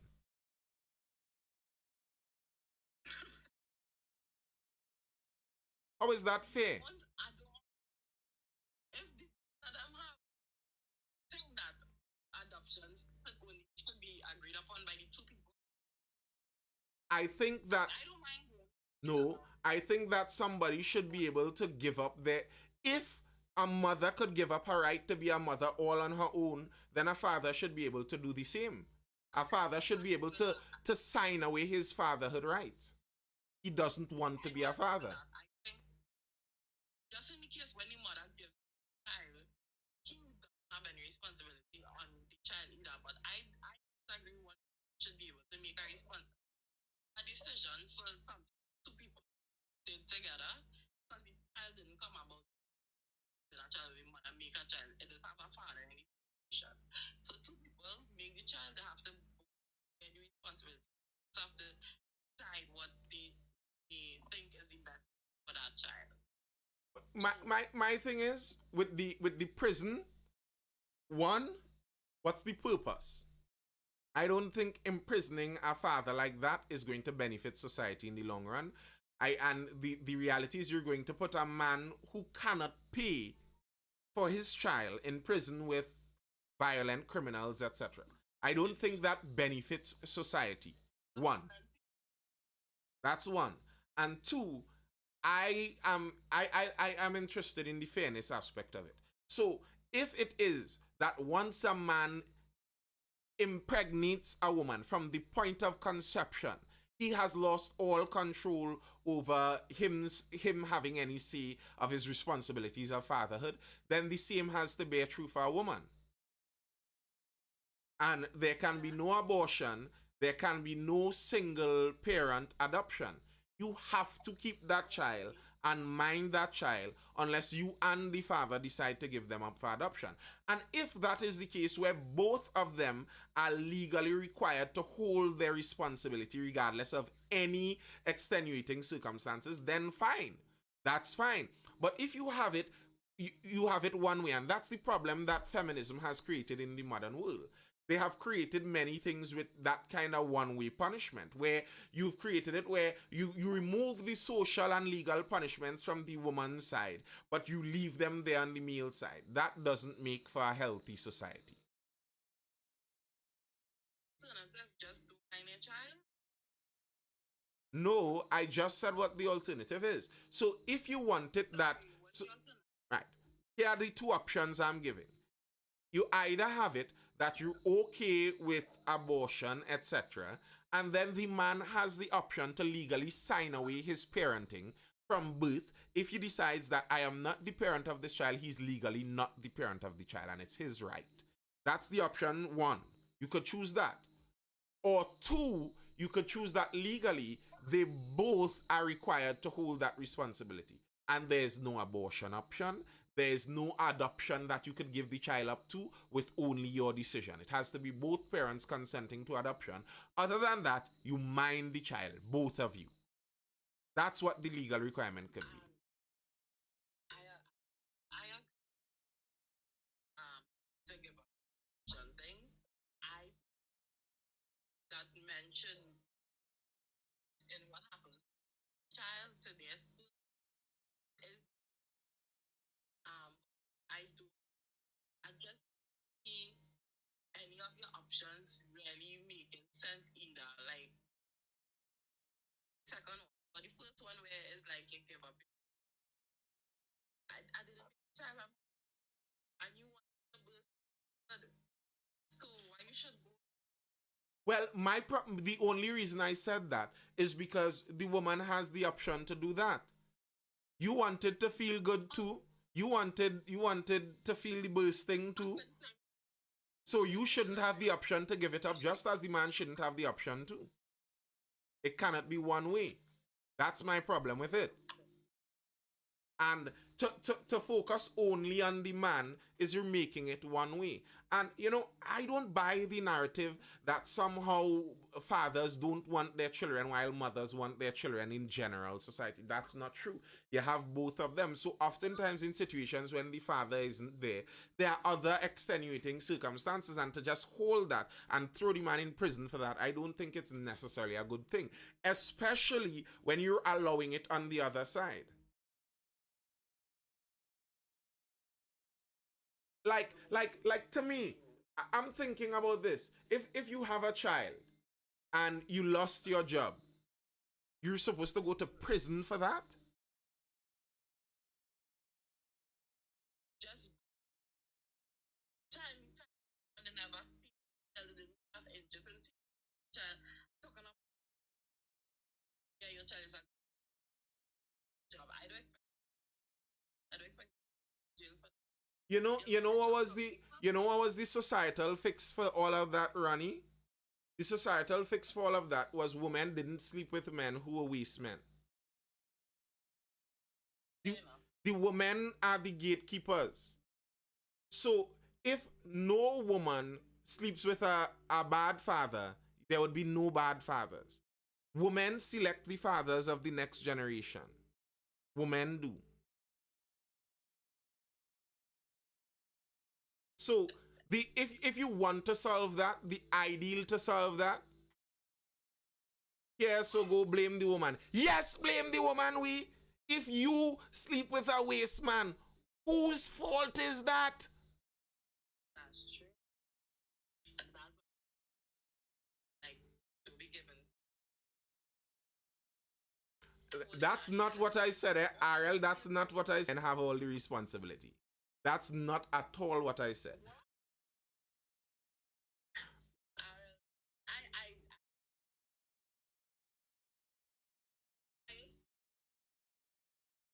that women need to that because they on any and everyone.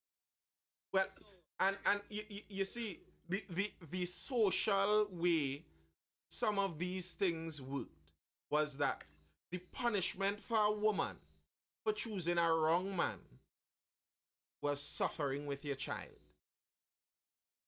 And and that punishment made it such a way that you had to think long and hard about which man you choose. What we're trying to do now as a society is say that the woman could choose any man, and it's then society's fault to force waste men to not be waste men. No! A waste man has the right to be a waste man. You shouldn't make him a father. have a third option. Have a maintenance jail. So that's only maintenance to that jail. And when you go to that jail, you get a jail and they pay you straight to the job. Like I think that's a good alternative. Because I am not have men out in this world that fight for yes. A man say, I'm not paying enough, I go sit down, I go go to my own. That is wickedness of the highest degree. And any no man like that I come, they can't even tell you. Ronnie, exactly. Exactly. That is it right there. A man like that not even supposed to smell you. He not supposed to know what you smell like. So how he know? I go to get a real graphic there, but I pull back myself. This is a PG. This is a PG program. And I hope that you all aren't taking from this that I'm saying men shouldn't take their responsibility. That's not what I mean. I'm a firm believer in men taking their responsibility, etc. But I am also more on the side of social solutions for things, not just getting the law to try and solve everything, because oftentimes the law makes many of these things worse. So the social solutions are oftentimes the best solutions, and the social solution to that is going back to women selecting very carefully who they allow to be fathers. Those men don't deserve the right to populate the world. They should not reproduce. Why are you giving these men? You see, some of these women doing the human genome and injustice, You're allowing bad genes to go into the next generation. You all have the ability to kill out bad genes. Women have the ability to kill. You all could do eugenics. If the women meet together, they could decide that there will be no short children in the next generation and they only have babies with tall people and kill out the short genes. Y'all choose those genes. The host not being real. I am being 100% real, Beauty Cupid. 100% real. Then abortion is a necessity. What? Like, can't you control who you sleep with? Can't you not control who you sleep with, Sasha? Or is it impossible to control which man you allow inside you? But I mean, I understand where people come in certain regard. Like, don't have men out there. They would good fathers to the children. As soon as them and the woman done, they don't want to mind the child. I don't know that to mind the child. I know that to give the woman a little $500. They want the woman to sleep with them. That you, and as soon as they're not sleeping with them, they're not giving them no money. You know that was something to be after they're done. So things like that. For me, I think that I do look. Ronnie, I agree. That's horrible. And those things shouldn't happen. And those men are horrible men. I am not making excuses for those men. I am saying you shouldn't be with those men. And here's the reality. The vast majority of those men, they were that way before. One.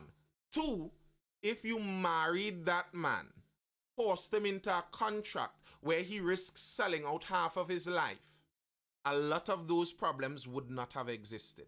You see, we broke down all of the social fences. We threw away the social guards that we had, and then we're surprised that the wolves of nature come in and are ravaging us.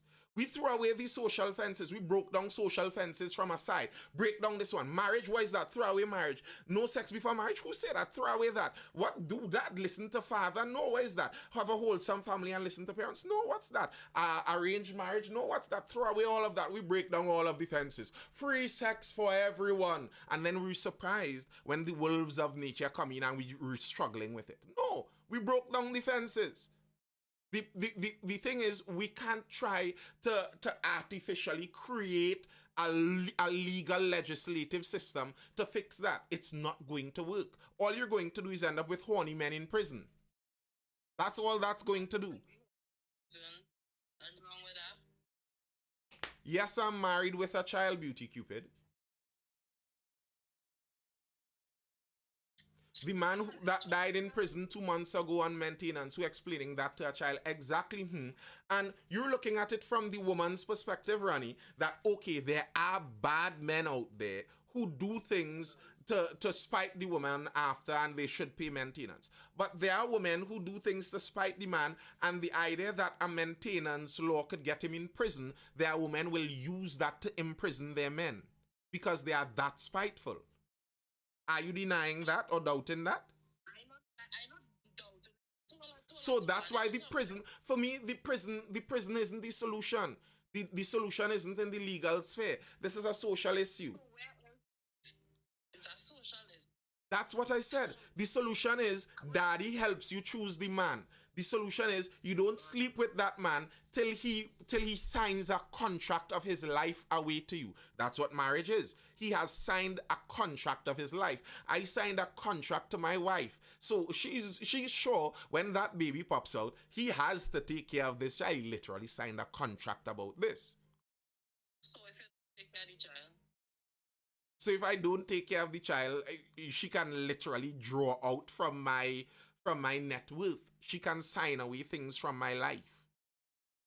okay, fair enough. If you want to, you want to. And the thing is, no, marriage is a bad contract in some cases. In some cases, but it's a better contract than no contract. You see, that's the problem. You're talking about, Beauty Cupid, you were talking about trying to find solutions for this. Well, marriage is one of the better solutions. Marriage is better than jailing the man. Marrying the man before you make a baby for him is more likely for him to take care of the child than throwing him in prison. Marriage is a better solution than prison.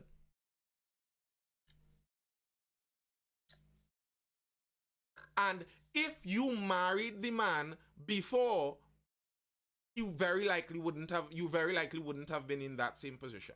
Look and see how many women with an ex-husband, someone they married, is struggling for maintenance.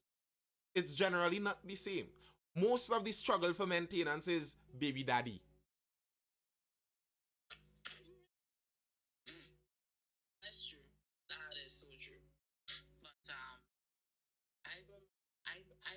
something just don't fit right. It don't seem right. I think a lot of it has to do with we are allowed to pregnate us as women. Well, I never, not well, and you know, I am a woman, but who we are allowed to impregnate us, right? Sometimes you have to be a little sharp. Nans, you have to be a and I don't scornful, but you know, Scornful we? Scorn them waste, man. Like, I don't understand this. I don't understand it. I don't. Sasha, I'm 100% with that. Both people have to take responsibility. When I'm talking to men, be very responsible. But the reality is there are always going to be waste men out there. So as a woman, you are actually the gatekeeper. You could keep the waste men out. You could stop waste men from ever reproducing. If there's a waste man gene, you all could kill out the waste man gene. When you're giving advice to your little sisters, to the little girls around you, that's the advice. And let we kill out the waste man gene. Please, let we make sure not one waste man reproduce. None of them supposed to get children. They're not even supposed to get sex. Much less children. Have them men suffering. No man should be a waste man and getting the reward of a woman. Because for men, that's a reward. Many men will work towards that. If the man not working, how you giving him the reward? You all training these men to be lazy, man. Allow him to work for the reward now. No waste man. Kill out the waste man genes. the world is separate. She will tell it, that's not my child. That's not my child. I think that should be done for signing up, especially before the signing of the birth certificate. Sign up with a certificate. Brother, that will be your child. So ensure, take Well, listen. I find my genetics strong. I could tell my child. but I could understand that. I could understand the compulsory paternity test. I don't need it, but I could in a system like the one we talk. You see, my solutions, the social solutions, don't even require things like that necessarily. But if you're trying to get a legal solution to the matter, I think you would need a mandatory paternity test. Because if you have it that the father has to request the paternity test, then you're putting the man's relationship in danger for him to just make the request. So if you make it mandatory, then the request isn't a problem. Every child you do a paternity test to make sure, and that's solved. That if you're trying to get legal solutions, a mandatory paternity test makes sense. But for me, as I see, I don't think the solutions to these matters are legal. I think if you attempt to make it a legalistic solution, you'd actually create more problems. That's my belief. When I look at the United States, when they tried to solve the poverty by paying the single mothers and giving them more money, you incentivize single parent homes. When you paid them more for a man not being in the home, well, you incentivize leaving men out of the homes. So legalistic solutions, the state trying to solve these issues, I don't think that's where the solution lies. I don't think so. I think these are social solutions. But those social solutions will be future with looking at the problem as it exists current. Well, who done already? Have the child already? Had a train. I don't know what is really my soul, but What's that? a father, fathers who with their children, they can always give an excuse, right? School book at to buy. If I know what they really. They'll say, watch not give me money. School book at to buy, shoe at to buy, me and that. And they always got on. But the woman had to find the money. She had to send her child to. I find that is ridiculous. It is. It is. So, I agree. not to happen as is right now. But that is just, I think ladies have a friend who had that situation, and you know what solved that situation? She found herself a good man, and the children, father, for the first two children, didn't like that she had a man. It's the mind, his child. The children to show up the next man. So probably go and find a friend. It might help. Well, that might have been your problem in the first place. That might have been your problem in the first place. Don't make a baby for a baby daddy. Marry the man. Don't make a baby for a waste man. Do your research first. Like, oh gosh, some of these things are a bit more avoidable. I mean, once you're inside the situation already, like, you can't go back in time and send the child back from whence they came. It's not like you could reverse history like that. And I understand what you mean, finding the solution in the moment. And I do agree with child support by and large. I agree with that. But like for me as a father, I'm speaking for me. I don't think a court needs to tell me that. Like, I know many, not many, but I know some people who are separated and there's no court mandate on the man having to take care of his children because it's his child. Who else is going to take care of my child? Like, why do you need a court to tell you that? But I understand there are men like that in the world. The problem is you shouldn't make children with them. But yeah, I don't have a problem with mandating that a man takes care of a child because he's supposed to. I don't have a problem with that. What I was talking about is you don't want a system where it's one-sided in such a thing or you incentivize only one side. All right, people, I don't know if you all saw me glance to the side. It's after 12 and the manager has already told me about, the time. Some women are very easy to be influenced, correct? Later, this is you. Because, you entertain the Israel Palestine. 5 weeks now, you're Israel Palestine. And then come back and talk tonight. You're right. You're right. So here's what we'll do, Ronnie, for your sake. Tomorrow, when you enter at prime time, you can talk about this. Again, like, ladies and gentlemen, do what is right. Get married. For good men, not for Correct. try and change nobody. Can't change. Change. It's a different color.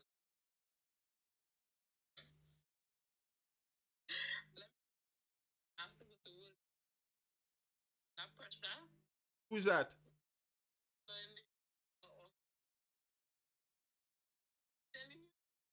I had to go and read up that. Message me. I want to find out the inside details too. I have to my head and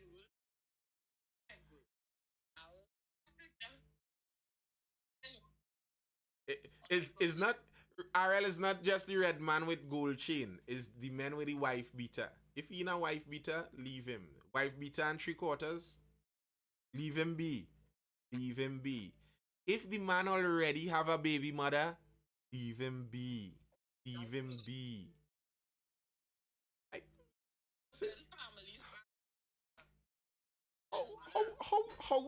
How do you become the third baby mother?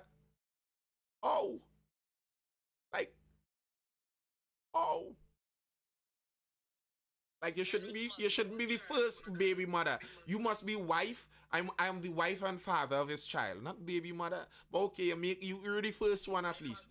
How you gonna be the second one or the third one and then have four baby mothers? How you was the fourth one? Oh. Anyway, people. And the father? Yeah, boy. Anyway, I said I am his wife and the mother of his child. That's what I. You know what I meant. All right, I'm out, people. I'm out. Trini Hotep, you had anything to say there, bro? Or you out? All right, it seems like he's out there. All right, people, I hope you're educated, informed, though entertained. This was the Mindful Life. Thank you guys for being here. As per usual, it was nice. When you all see the intensity of the conversations, don't worry, nobody is going to reach to fighting. That's what helps the conversation go along. If you don't feel what you're saying, then how would you say it with any belief? Come on, people. All right, I'll see you guys again for the next Mindful Life. That's going to be tomorrow evening around that 9 p.m. time. Tomorrow is Friday. Would I be? Yes. So see you guys then. Laters tomorrow 9. I'm out. Peace. Bye.